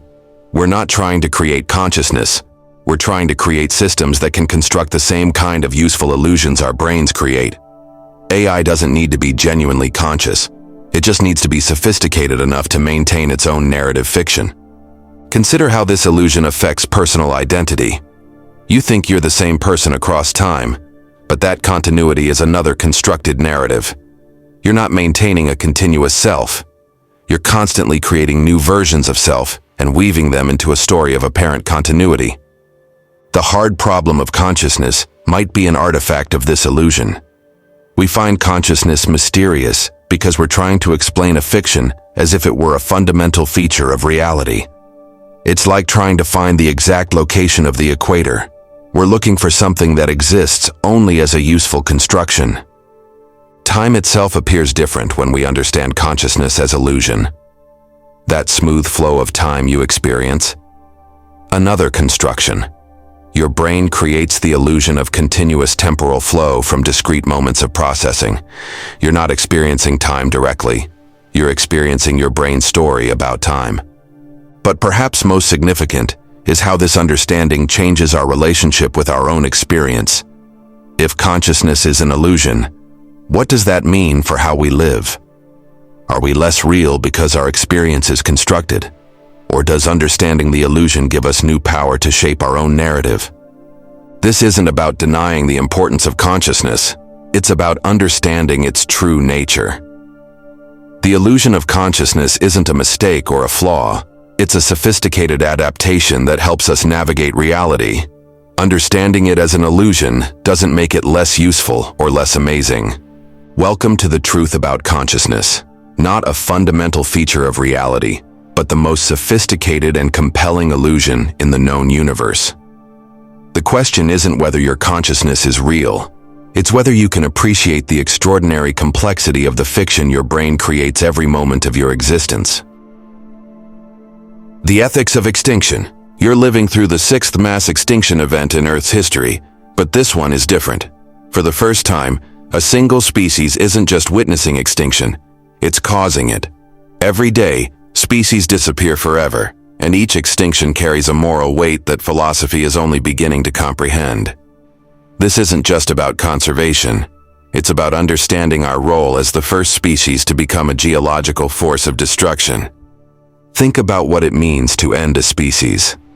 Not just an individual life, but an entire form of existence that evolved over millions of years. Each extinction isn't just a death. It's the permanent removal of a way of being, a unique manifestation of life that can never be recovered. When you eliminate a species, you're not just killing organisms, you're erasing possibility itself. The true horror isn't the number of species we're losing, it's that we've normalized this loss. We've created economic systems that treat extinction as an acceptable byproduct of progress. We've built societies that consider the elimination of other life forms as simply the cost of doing business. This isn't just environmental damage, it's a moral catastrophe of unprecedented scale. Consider how we justify these extinctions. We talk about progress, development, economic necessity, as if our temporary conveniences could possibly justify the permanent elimination of entire species. Each shopping mall built over habitat, each forest cleared for agriculture, each ocean polluted for profit carries the weight of irreversible evolutionary murder. But the ethical implications go deeper than just responsibility. We're not just ending species, we're selecting which ones live and die. We've become the arbiters of evolution, deciding which forms of life deserve to continue existing based on their utility to us. This isn't just playing God, it's playing a particularly ruthless and short-sighted version of God. Modern technology hasn't solved this crisis, it's accelerated it. Our capacity for destruction has grown faster than our ethical frameworks can adapt. We can now eliminate species before we even discover them, destroy ecosystems before we understand them, end forms of life before we even know they exist. Consider the moral weight of extinction in the age of genetic engineering. We now have the power to potentially resurrect extinct species. But does this capability reduce our moral responsibility for causing extinction? Or does it add another layer of ethical complexity to our role as managers of Earth's biodiversity? The Anthropocene isn't just a geological epoch, it's an ethical watershed. For the first time in Earth's history, a single species must grapple with its power to consciously eliminate other species. This isn't just about environmental impact, it's about the moral burden of becoming extinction's primary agent. Climate change adds another dimension to this ethical nightmare. We're not just directly killing species, we're changing the planet's systems in ways that will cause extinctions for centuries to come. Each carbon emission carries not just an environmental cost, but a moral debt to countless future extinctions we're setting in motion. But perhaps most disturbing is how we document these extinctions. We carefully record each species as it disappears, take the last photos, preserve the final specimens, as if archiving our destruction somehow lessens its moral weight. We're not just eliminating species, we're creating museums to our own destructive power. The conservation movement itself raises ethical questions. When we decide which species to save, we're also deciding which ones to let go extinct. These aren't just practical choices. They're moral judgments about which forms of life deserve to continue existing. We've become death panels for entire species. Consider how we treat extinction in different contexts. We mourn the loss of charismatic megafauna while ignoring countless smaller, less photogenic species. We create elaborate preservation programs for pandas while allowing entire genera of insects to disappear. This isn't conservation. It's aesthetic preference masquerading as environmental ethics. The pharmaceutical industry adds another layer to this ethical complexity. We're eliminating species that might hold cures for diseases, solutions to problems we haven't even encountered yet. Each extinction isn't just the loss of a species, it's the permanent elimination of evolutionary innovations that took millions of years to develop. Our agricultural practices raise particularly troubling questions. We're not just eliminating wild species, we're reducing genetic diversity within the species we depend on for food. Each lost variety of crop, each eliminated livestock breed, each disappeared pollinator isn't just a biodiversity loss, it's a reduction in humanity's future resilience. The oceans present perhaps the starkest example of our extinction ethics. We're eliminating marine species at an unprecedented rate, often before we even discover them. The deep oceans are going extinct while still largely unknown to science. We're not just killing what we know, we're eliminating what we haven't even found yet. Consider the temporal scope of our actions. The species we drive extinct today represent evolutionary branches that will never regrow. We're not just eliminating current biodiversity, we're preventing all the future species that might have evolved from these lost forms. Our moral responsibility extends into evolutionary time. The concept of ecosystem services reveals another ethical dimension. When we eliminate species, we're not just losing biodiversity, we're destroying complex relationships that maintain planetary systems. Each extinction ripples through ecosystems in ways we barely understand, creating cascades of death we can't fully predict. But perhaps most profound is how extinction reshapes our own moral identity. As we become more aware of our role as agents of extinction, we must grapple with what this means for human ethical development. We're not just changing the planet, we're changing what it means to be human. The ethics of extinction forces us to confront questions about progress itself. What does development mean in a context of mass extinction? Can any economic growth justify the permanent elimination of other forms of life? These aren't just environmental questions. They're fundamental challenges to how we understand human civilization. Consider how we teach future generations about extinction. How do we explain that their inheritance includes not just technological achievements, but also an unprecedented reduction in Earth's biodiversity? We're not just educating them about nature, we're teaching them about their role in its destruction. The reality of extinction timelines adds another moral dimension. Many species alive today are already functionally extinct. Their populations too small, their genetic diversity too limited to survive long-term. We're not just causing extinctions now, we've set in motion extinctions that will play out over generations. But perhaps most challenging is how extinction ethics forces us to confront our own potential extinction. As we eliminate other species, we create conditions that could lead to our own disappearance. We're not just agents of extinction, we're potentially its ultimate victims. Welcome to the Ethics of Extinction, where every human action carries the weight of evolutionary permanence.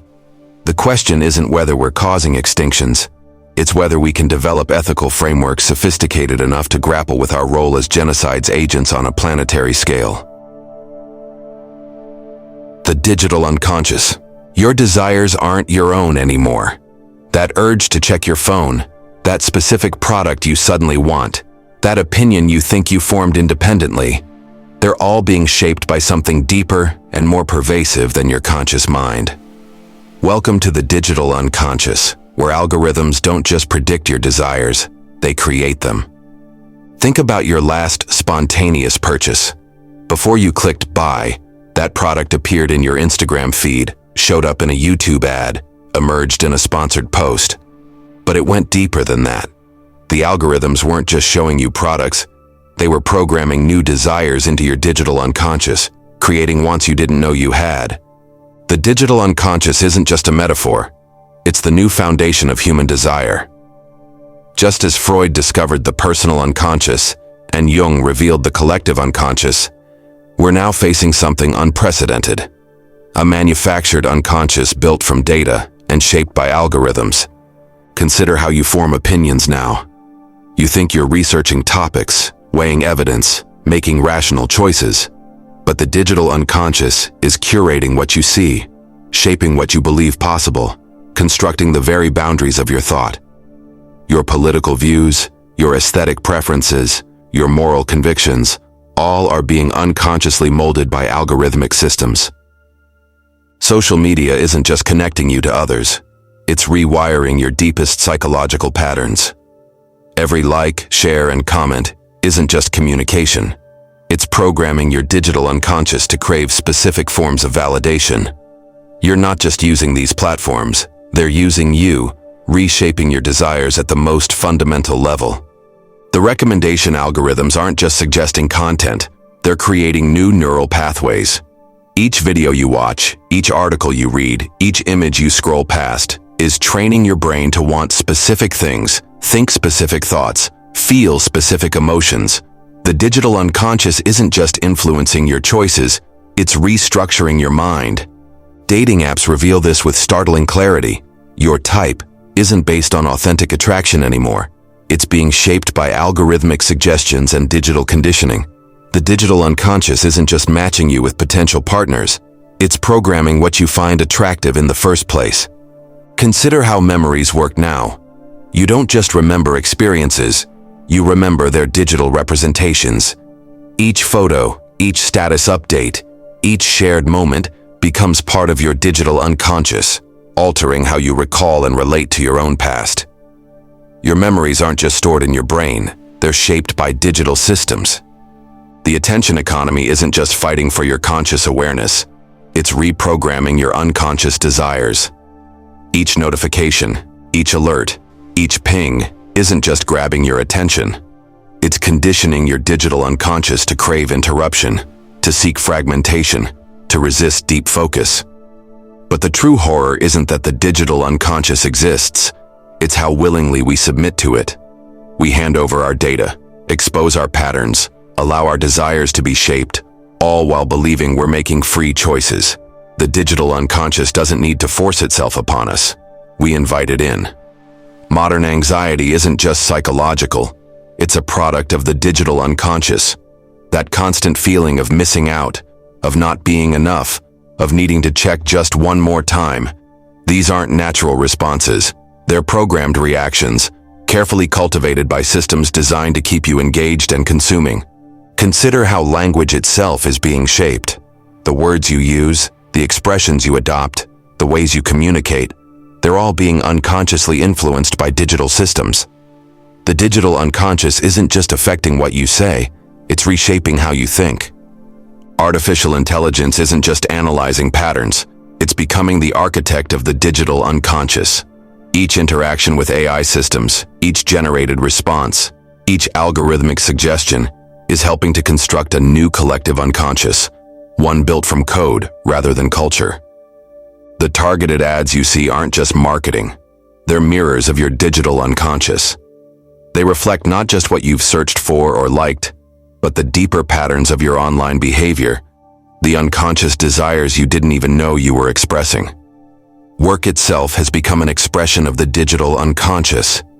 Your productivity software, your communication platforms, your project management tools, they're not just organizing your work, they're shaping how you think about time, effort, and achievement.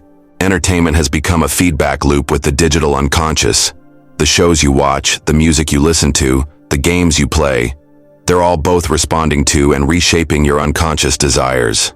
You're not just consuming content, you're being consumed by it. The smart home isn't just automation, it's the digital unconscious embedding itself in your physical space. Each connected device, each automated routine, each ambient computation isn't just making life easier, it's creating new unconscious patterns of living and behaving. Consider how children are developing now. They're not just growing up with technology, they're growing up with their unconscious minds already integrated with digital systems.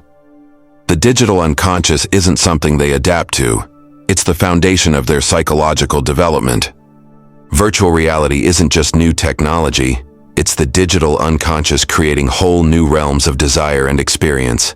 Each virtual world, each digital interaction, each simulated experience isn't just entertainment.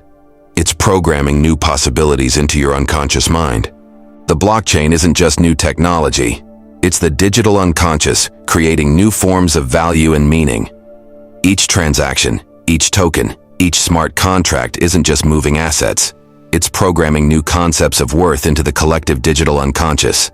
But perhaps most profound is how the digital unconscious is changing identity itself. The person you think you are, your preferences, your desires, your beliefs, is increasingly a product of algorithmic suggestion and digital conditioning. You're not just using technology, it's using you, reshaping your very sense of self. This isn't about returning to some pre-digital state. That's impossible now. The digital unconscious is as fundamental to modern existence as electricity or language. The question isn't how to escape it, but how to understand and navigate it. Welcome to the age of the digital unconscious, where your deepest desires are being shaped by systems you can't see and algorithms you don't understand. The question isn't whether this is happening, it's whether you can become conscious of how your unconscious is being programmed. The Philosophy of Boredom, Kierkegaard. You're more bored than any human in history, and that's not the disturbing part. What's truly terrifying is that your boredom isn't a lack of stimulation. It's an existential condition that reveals something fundamental about consciousness itself. When Kierkegaard explored boredom, he wasn't just describing a mood, he was exposing the crisis at the heart of modern existence. Think about your relationship with entertainment. You have access to more content than any human in history. Endless streams of videos, games, social media, music. Yet you're plagued by a boredom so deep, it feels like a spiritual condition. This isn't just ironic. It's evidence that boredom isn't about lack of activity, but about meaning itself. The truly horrifying aspect isn't that you're bored, it's that you're bored despite living in an age of infinite distraction. Every notification, every update, every new piece of content isn't fighting boredom. It's revealing how fundamental boredom is to consciousness itself. You're not bored because there's nothing to do. You're bored because existence itself has become emptied of meaning. Consider how you scroll through social media. That's not entertainment. It's a desperate attempt to escape the boredom that haunts modern consciousness. But each scroll, each like, each share doesn't relieve boredom. It deepens it. You're not consuming content. You're feeding the void that modern existence has created. Modern work hasn't eliminated boredom. It's institutionalized it. Those endless meetings, those pointless emails, those meaningless metrics aren't just tedious, they're rituals of existential emptiness. The modern workplace isn't fighting boredom, it's refining it into its purest form. But here's where Kierkegaard becomes truly radical. He suggests that boredom isn't a problem to be solved, but a fundamental condition to be confronted. The more you try to escape boredom through distraction, the more severely it returns. Each attempt at entertainment becomes another form of boredom's expression. Look at how children experience boredom today. They're not just momentarily unstimulated, they're encountering the existential emptiness of modern life earlier than ever. When a child with access to endless digital entertainment says they're bored, they're not asking for more content, they're expressing a spiritual crisis. The entertainment industry isn't fighting boredom, it's weaponizing it. Each new show, each new game, each new platform isn't created to fulfill you but to exploit the existential void that modern life has created. You're not being entertained, you're being sold increasingly sophisticated forms of emptiness. Dating apps perfectly embody this crisis. The endless swiping, the continuous search for connection, the constant hope for something meaningful. It's all evidence of how boredom has infected even our most intimate desires. You're not looking for love. You're trying to swipe your way out of existential emptiness.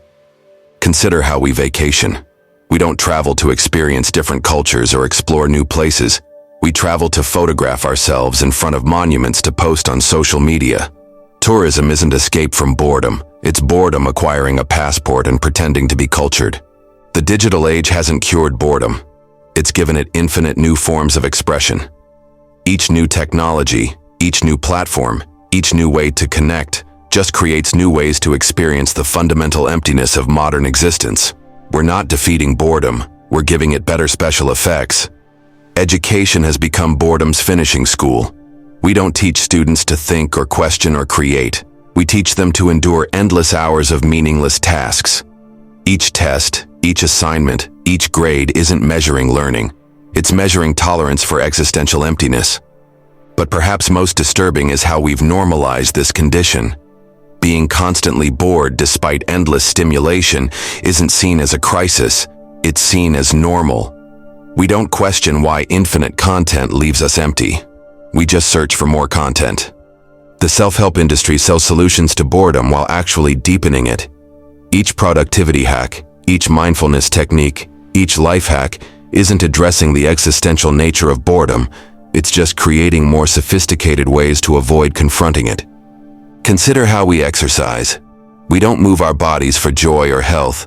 We count steps, track metrics, and gamify basic movement. Exercise isn't liberation from boredom, it's boredom getting a gym membership and pretending to be healthy. Social gatherings have become boredom's theater. We don't connect with others. We perform connection while checking our phones under the table. Each party, each meeting, each social event isn't fighting emptiness. It's giving emptiness better costumes. But Kierkegaard's insight goes deeper. Boredom might be the most honest response to a world that has lost its meaning.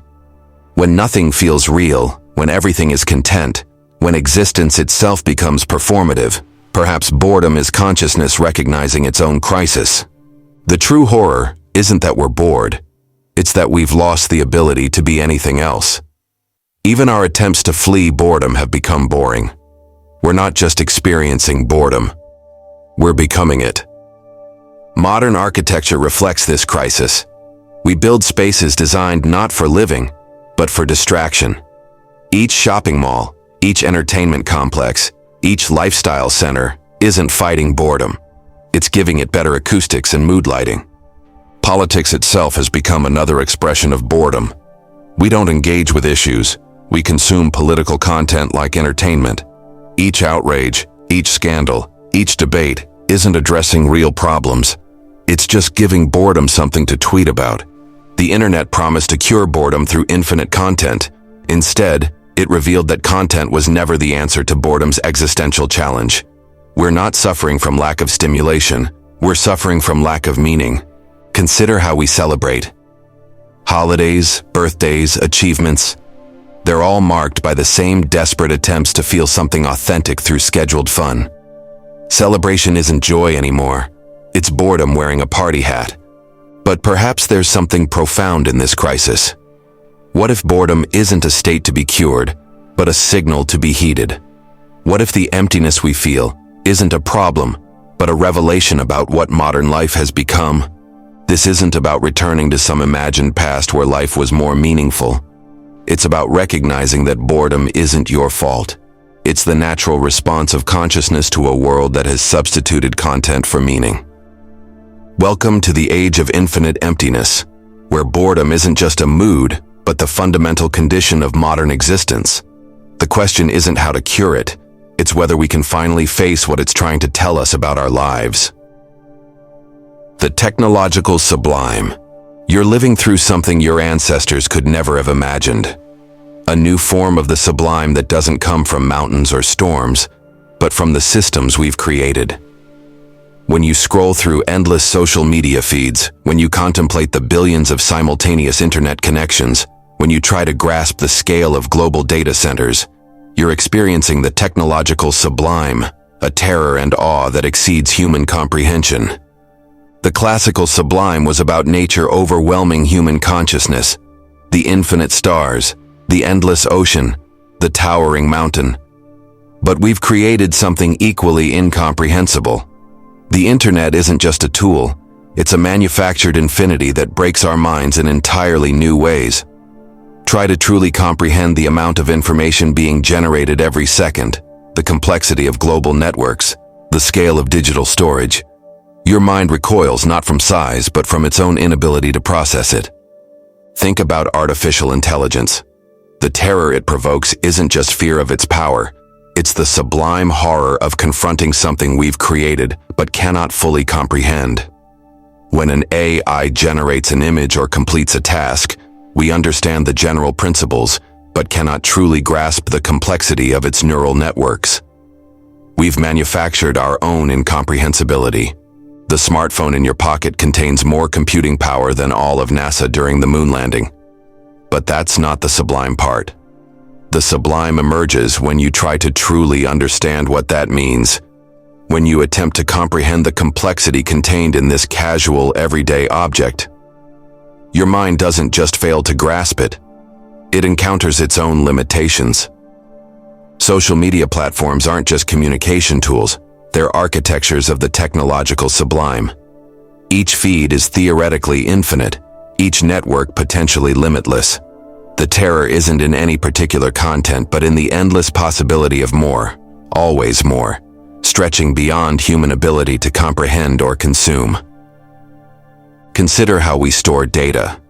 Every photo, every message, every digital trace of your existence gets backed up to the cloud, a metaphor that hides incomprehensible complexity behind a simple image. The real sublimity emerges when you try to truly understand where your data lives, how it moves, how it persists. The infrastructure of our digital lives exceeds our ability to truly comprehend it.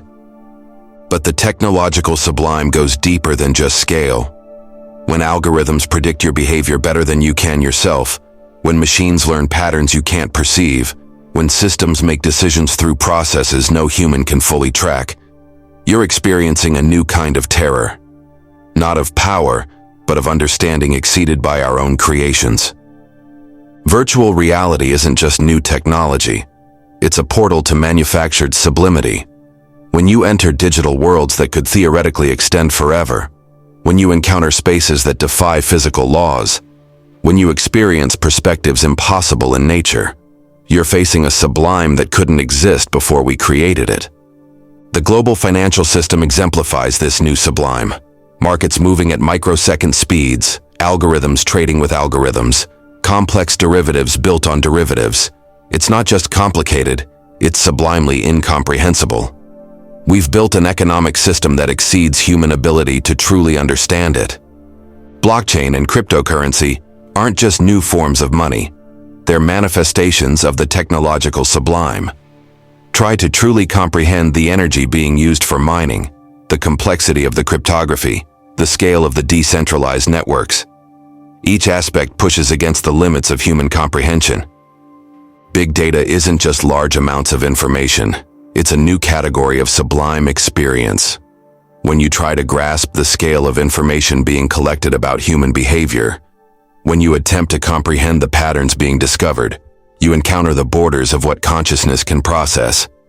The Internet of Things creates sublime networks of incomprehensible complexity. Each smart device adds another layer. Each connection multiplies the possibilities. Each interaction generates more data. We're not just building convenience, we're manufacturing new infinities that exceed our grasp. Consider surveillance systems. It's not just about cameras, it's about networks of artificial intelligence analyzing behavior patterns, predicting movements, recognizing faces across cities. The sublime terror comes not from being watched, but from trying to comprehend the systems doing the watching. Smart cities aren't just urban planning, they're laboratories of the technological sublime. When every aspect of infrastructure becomes intelligent, when systems interlink in endless complexity, when the city itself becomes a kind of computer, we create urban spaces that exceed human ability to fully understand them. The technology of warfare has become sublimely incomprehensible. Autonomous weapons, cyber attacks, information warfare. These aren't just advanced tools. They're systems of such complexity and speed that human consciousness can no longer fully track or understand their operations. Even our entertainment has become sublime. Video game worlds that stretch beyond possibility, special effects that create incomprehensible spectacle, streaming services with more content than could be watched in a lifetime. We've created leisure activities that overwhelm our ability to fully grasp them. Social credit systems represent a new form of bureaucratic sublime. When every action is tracked, weighted, and calculated into a single score, when complex algorithms determine social worth, when behavior modification happens through incomprehensible systems, we face a sublime that Kant never imagined. The metaverse isn't just virtual reality. It's an attempt to manufacture infinite digital space. The sublime terror comes not from what it is now, but from trying to comprehend what it could become. We're not just building new worlds, we're creating new forms of infinity. Quantum computing isn't just advanced calculation. It's a gateway to realms of complexity that human minds literally cannot visualize or comprehend. We're not just building faster computers, we're creating systems that operate beyond the limits of human understanding. The technological sublime reveals something crucial about human consciousness. We've created systems that exceed our ability to fully comprehend them, yet we must live with and depend on these systems. This isn't just irony. It's a fundamental shift in human experience. Consider how we interface with this complexity. User interfaces don't just make technology accessible, they hide sublime complexity behind simple interactions. Every tap on your phone, every click on a website, every digital interaction masks incomprehensible systems behind comfortable illusions. The true terror of the technological sublime isn't in any particular system. It's in their combination and acceleration. Each innovation adds complexity. Each connection multiplies possibilities. Each advancement pushes further beyond human comprehension. We're not just creating tools, we're manufacturing new forms of the incomprehensible. But perhaps most significantly, the technological sublime reveals new aspects of human consciousness itself. When we encounter these manufactured infinities, these created complexities that exceed our grasp, we discover new limitations and possibilities in our own awareness. This isn't about technophobia or progress, it's about recognizing that we've created a new category of human experience. The technological sublime doesn't replace the natural sublime, it adds to it, creating new ways for consciousness to encounter its own limitations. Welcome to the age of manufactured infinity, where the sublimity that once came only from nature now emerges from our own creations. The question isn't whether we can comprehend it. We can't. The question is how we'll live with the sublime systems we've created, but cannot fully understand. The eternal recurrence of trauma, Fisher. History isn't just repeating itself, it's deliberately recreating its own wounds. Every generation doesn't just inherit trauma, it actively reconstructs the conditions that caused that trauma in the first place. Mark Fisher wasn't just describing cultural patterns, he was exposing how society is trapped in a compulsion to repeat its own destruction. Look at how we rebuild the same systems that traumatized us. Each economic crisis leads to the same policies that caused it. Each social movement faces the same suppression tactics. Each generation swears to be different from their parents, then meticulously recreates the same wounds. This isn't accident or ignorance. It's the eternal recurrence of trauma manifesting through societal structures. The truly disturbing part isn't that we repeat trauma, it's that we've built entire systems to ensure its reproduction. Education doesn't break cycles, it trains new participants. Culture doesn't heal wounds, it aestheticizes them. Technology doesn't liberate, it creates more efficient means of trauma transmission. Consider how mental health is treated in modern society. We don't address the traumatic conditions creating depression and anxiety, we medicate individuals to better function within those conditions. We're not healing trauma, we're adapting people to its perpetual presence. Each treatment becomes another link in trauma's eternal return. Social media hasn't just connected us, it's created new channels for trauma to echo through time. Every viral moment of violence, every shared experience of outrage, every trending tragedy doesn't just communicate trauma. It ensures its eternal recurrence through digital reproduction. The medium isn't just the message, It's the mechanism of trauma's return. The gig economy isn't just exploitative. It's the latest incarnation of historical trauma around labor and worth. Workers aren't just struggling. They're reenacting centuries of class trauma in new digital forms. The apps change, but the wounds remain the same, eternally recurring in each new technological iteration. Political movements reveal this pattern with brutal clarity. Each new generation believes they're fighting new battles, but they're really restaging ancient trauma. The tactics of suppression, the language of resistance, the cycles of hope and betrayal, all are eternal recurrences of historical wounds playing out in contemporary forms. Entertainment has become trauma's advertising agency. We don't just watch stories about trauma, we consume its eternal recurrence as content. Each true crime documentary, each historical drama, each reality show conflict isn't just representing trauma, it's ensuring its continued reproduction in the cultural consciousness. Look at how we design our cities. We recreate the same isolation, the same segregation, the same disconnection that traumatized previous generations. Smart cities aren't progress. They're trauma's architecture becoming more sophisticated. Each urban renewal project doesn't heal old wounds, it ensures their eternal return in steel and glass. The language of progress itself serves trauma's eternal recurrence. Every promise of a better future, every technological solution, every reform movement becomes part of the mechanism ensuring trauma's return. We're not moving forward, we're spinning in trauma's orbit, mistaking motion for progression. Consider how we raise children. We swear to break cycles of trauma, then subtly recreate the exact conditions that wounded us. Each parenting philosophy, each educational approach, each developmental theory becomes another vessel for trauma's eternal journey through generations. Corporate culture perfectly embodies this eternal recurrence. Each new management theory, each workplace innovation, each organizational restructuring isn't progress. It's trauma finding new expressions. The language changes, but the wounds remain the same, eternally recurring in quarterly cycles.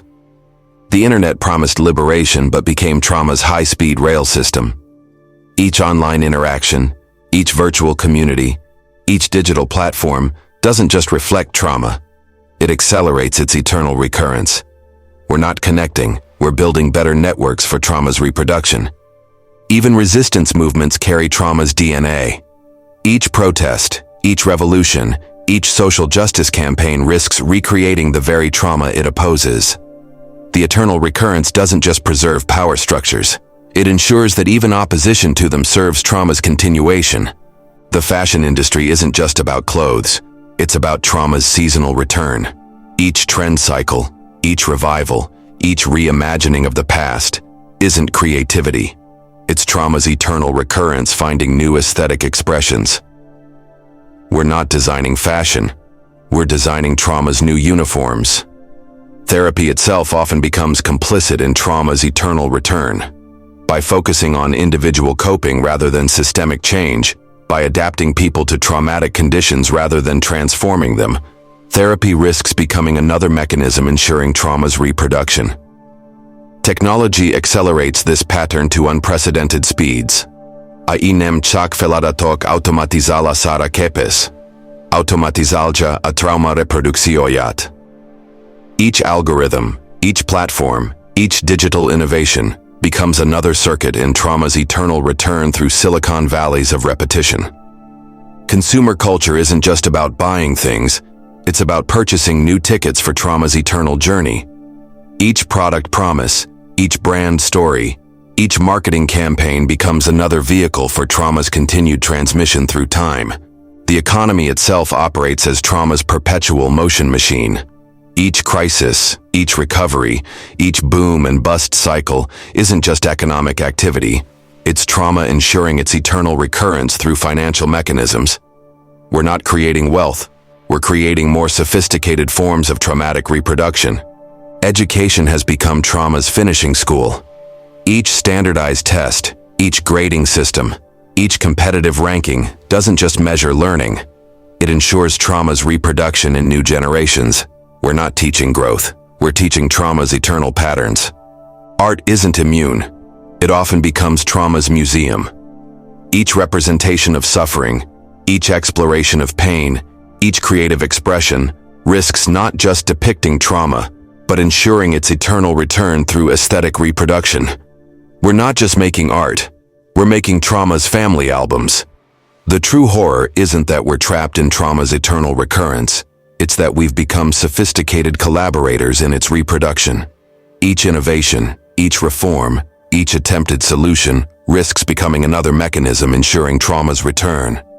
But Fisher's insight wasn't meant to paralyze, it was meant to reveal. Understanding trauma's eternal recurrence isn't about accepting it. It's about recognizing how deeply we must transform our systems to truly break its cycles. The question isn't whether trauma will return, it's whether we can finally recognize our role in ensuring its return. This recognition isn't about assigning blame. It's about understanding how thoroughly we must reimagine our systems to break trauma's eternal patterns. It's not enough to treat symptoms. We must transform the very structures that ensure trauma's reproduction. Welcome to the real challenge of our time. Not just healing trauma, but recognizing and dismantling the sophisticated machinery we've built to ensure its eternal return. The question isn't whether trauma will recur, it's whether we can finally stop being its willing architects. The cave allegory, Plato. You're chained in a cave right now, watching shadows on a wall and calling them reality. This isn't metaphor, it's the most precise description of your current existence. When Plato described prisoners mistaking shadows for reality, he wasn't just telling a story, he was exposing a truth about human consciousness that's become even more relevant in our digital age. Those prisoners in Plato's cave thought they were seeing reality. They had no concept that the shadows they watched were mere projections of objects passing before a fire behind them. They named these shadows, predicted their movements, built entire systems of knowledge around them, just as you do with the limited reality you perceive through your screens, your social media, your carefully curated information bubbles. But Plato's insight goes deeper than simple deception. The real horror isn't that we're watching shadows. It's that we've created entire systems of expertise about these shadows. Your social media influencers, shadow experts, your news analysts, shadow interpreters, your cultural critics, shadow theorists. We're not just trapped in the cave. We've built sophisticated industries around shadow interpretation. Consider how you consume information. Those articles you read, those videos you watch, those podcasts you listen to, they're not reality. They're shadows of reality filtered through algorithms, biases, and technological limitations. But like Plato's prisoners, you've learned to navigate this shadow world so well that you mistake expertise in shadows for understanding of reality. The digital age hasn't freed us from the cave. It's created a super cave. Your smartphone isn't a window to the world. It's a shadow projection device of unprecedented sophistication. Social media isn't connecting you to reality. It's creating a more convincing cave wall where shadows dance with higher resolution. But here's where Plato becomes truly revolutionary. He describes a prisoner breaking free, turning around, and seeing the fire casting the shadows. At first, the light blinds them. Reality is painful to look at after a lifetime of shadows. This isn't just philosophy. It's a precise description of what happens when someone begins to question their constructed reality. Think about your own moments of revelation, when you discovered that something you believed deeply wasn't true, when you realized a cherished assumption was actually propaganda, when you glimpsed behind the scenes of how your reality is constructed. That pain you felt, that disorientation, that's the fire burning your shadow-adjusted eyes. Modern education has become shadow training. We don't teach people to turn around and look at the fire. We teach them to be better shadow predictors. Every degree, every certification, every professional achievement is really just advanced shadow recognition. We're creating cave experts, not free thinkers. The true horror of Plato's allegory isn't the imprisonment, it's what happens next. When the freed prisoner returns to tell others about reality, they're met with ridicule and resistance. The cave dwellers prefer their shadow expertise to painful truth. They'll even kill to protect their shadow world. Sound familiar? Look at how society treats whistleblowers, truth tellers, and anyone who challenges consensus reality. Technology has made the shadows more convincing than ever. Virtual reality, augmented reality, artificial intelligence, these aren't tools of liberation. They're sophisticated shadow projection systems. They don't free us from the cave. They make the cave more comfortable, more engaging, more difficult to recognize as a cave. Consider your entertainment choices. Those movies you watch, those games you play, those digital experiences you immerse yourself in. They're not escapes from the cave. They're deeper levels of it. The more engaging the shadows become, the less inclined you are to turn around and face the fire of reality. Social media perfectly exemplifies the modern cave. You're not seeing people, you're seeing carefully curated shadow projections of people. You're not engaging with reality, you're exchanging shadow puppetry with other cave dwellers. The likes, the comments, the shared posts, all sophisticated shadow play. But Plato's allegory becomes truly devastating when applied to consciousness itself. What if your very thoughts, your basic assumptions about reality, your fundamental frameworks of understanding are all shadows? What if your consciousness itself is a shadow recognition system rather than a truth detection device? The marketplace of ideas, a shadow economy, political discourse, shadow warfare, cultural debate, shadow comparison. We're not arguing about reality. We're arguing about whose shadow interpretation is superior. The cave isn't just our environment, it's our operating system. Breaking free requires more than just recognizing you're in a cave. It requires the courage to turn around, endure the painful fire of reality, and risk everything you think you know. This isn't just about discovering truth. It's about fundamentally changing your relationship with existence. Think about your strongest beliefs, your deepest convictions, your most certain knowledge. What if these aren't insights into reality but sophisticated shadow recognition patterns?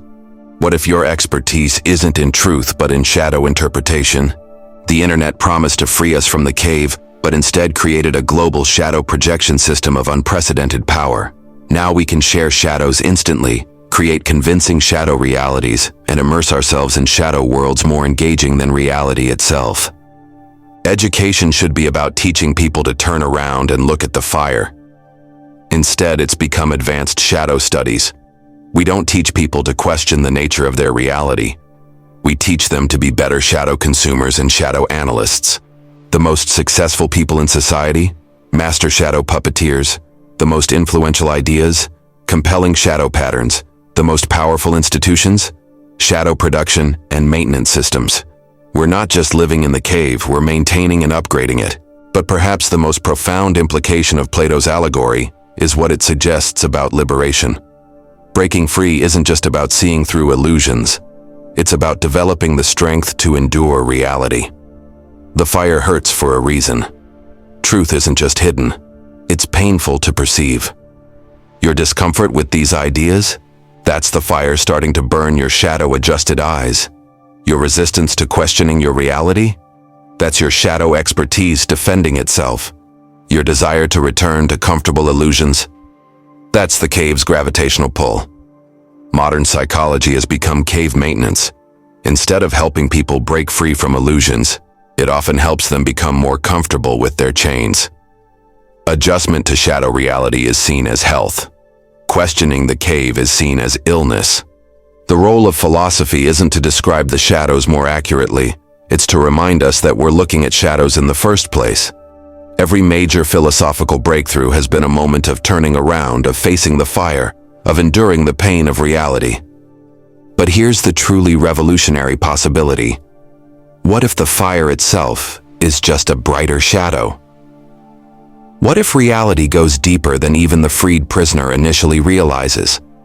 What if breaking free of one cave just reveals another, more subtle cave? The challenge isn't just to break free from current illusions, it's to maintain the courage to keep turning around, to keep facing increasingly painful truths, to keep questioning what we think is reality. The cave isn't just around us, it's within us. Welcome to true philosophy, not the study of shadows, but the continuous courage to turn around and face reality, no matter how much it hurts. The question isn't whether you're in a cave, the question is, Are you ready to turn around? The Philosophy of Time, Augustine. The present moment doesn't exist, neither does the past, and the future is a fiction we created to make sense of motion. This isn't metaphor or mysticism. It's what happens when you truly try to grasp the nature of time. When Augustine confronted this reality, he didn't just question time. He exposed how our most basic understanding of existence is built on logical impossibilities. Think about right now, this exact moment. By the time you perceive it, it's already past.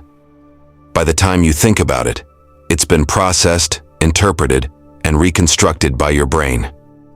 You're not experiencing the present, you're experiencing a neurological afterimage of something that's already gone. The present is literally impossible to catch. The past doesn't exist either. And this is where it gets truly disturbing. You think you have memories, a history, a sequence of events that led to this moment. But where is this past? It's not just gone. It never had the kind of existence we attribute to it. What you call memory is just present moment neural activity creating an illusion of previous existence. Modern physics makes this even more unsettling. Einstein showed that time isn't universal, it's relative to the observer. Two events that are simultaneous for one observer might occur at different times for another. There's no universal now, no objective present moment that everyone shares. Time itself is observer-dependent. Quantum mechanics pushes this further into nightmare territory. At the quantum level, particles exist in temporal superpositions, able to influence their own past. Time itself seems to break down, becoming meaningless at the smallest scales. We're not just questioning how time works. We're facing the possibility that time itself might be a macroscopic illusion, a useful fiction that emerges from timeless quantum reality. Your everyday experience of time is equally suspect. That smooth flow of moments you experience? It's actually a series of discrete snapshots your brain connects after the fact. Your consciousness isn't experiencing a continuous stream of time. It's rapidly constructing an illusion of continuity from disconnected moments. You're not moving through time. You're creating it. Consider how memory works. Or rather, how it doesn't work. Every time you remember something, you're not accessing a stored record of the past. You're creating a new construction in the present moment, built from fragments of neural patterns. Your memories aren't recordings. They're present moment fabrications that feel like past experiences. The past isn't just gone. It never existed in the way you think it did. This has devastating implications for identity. You think you're a continuous being moving through time, maintaining a stable self from moment to moment. But if time itself is an illusion, what happens to personal identity? You're not persisting through time. You're a series of discrete states that only appear continuous through an elaborate neurological fiction. Language itself breaks down when we try to talk about time. Our grammar assumes temporal progression, past, present, future. But if these distinctions are illusory, then our very ability to describe existence is fundamentally flawed. We're using time-based language to try to describe what might be a timeless reality. The implications for free will are even more disturbing. How can you make choices if the present moment doesn't exist? When exactly does decision-making occur? If the past isn't real and the future is a fiction, then the very concept of choice becomes logically impossible. You're not making decisions. You're experiencing an illusion of choice constructed by your time-creating consciousness. Modern technology hasn't solved these temporal paradoxes. It's made them more apparent.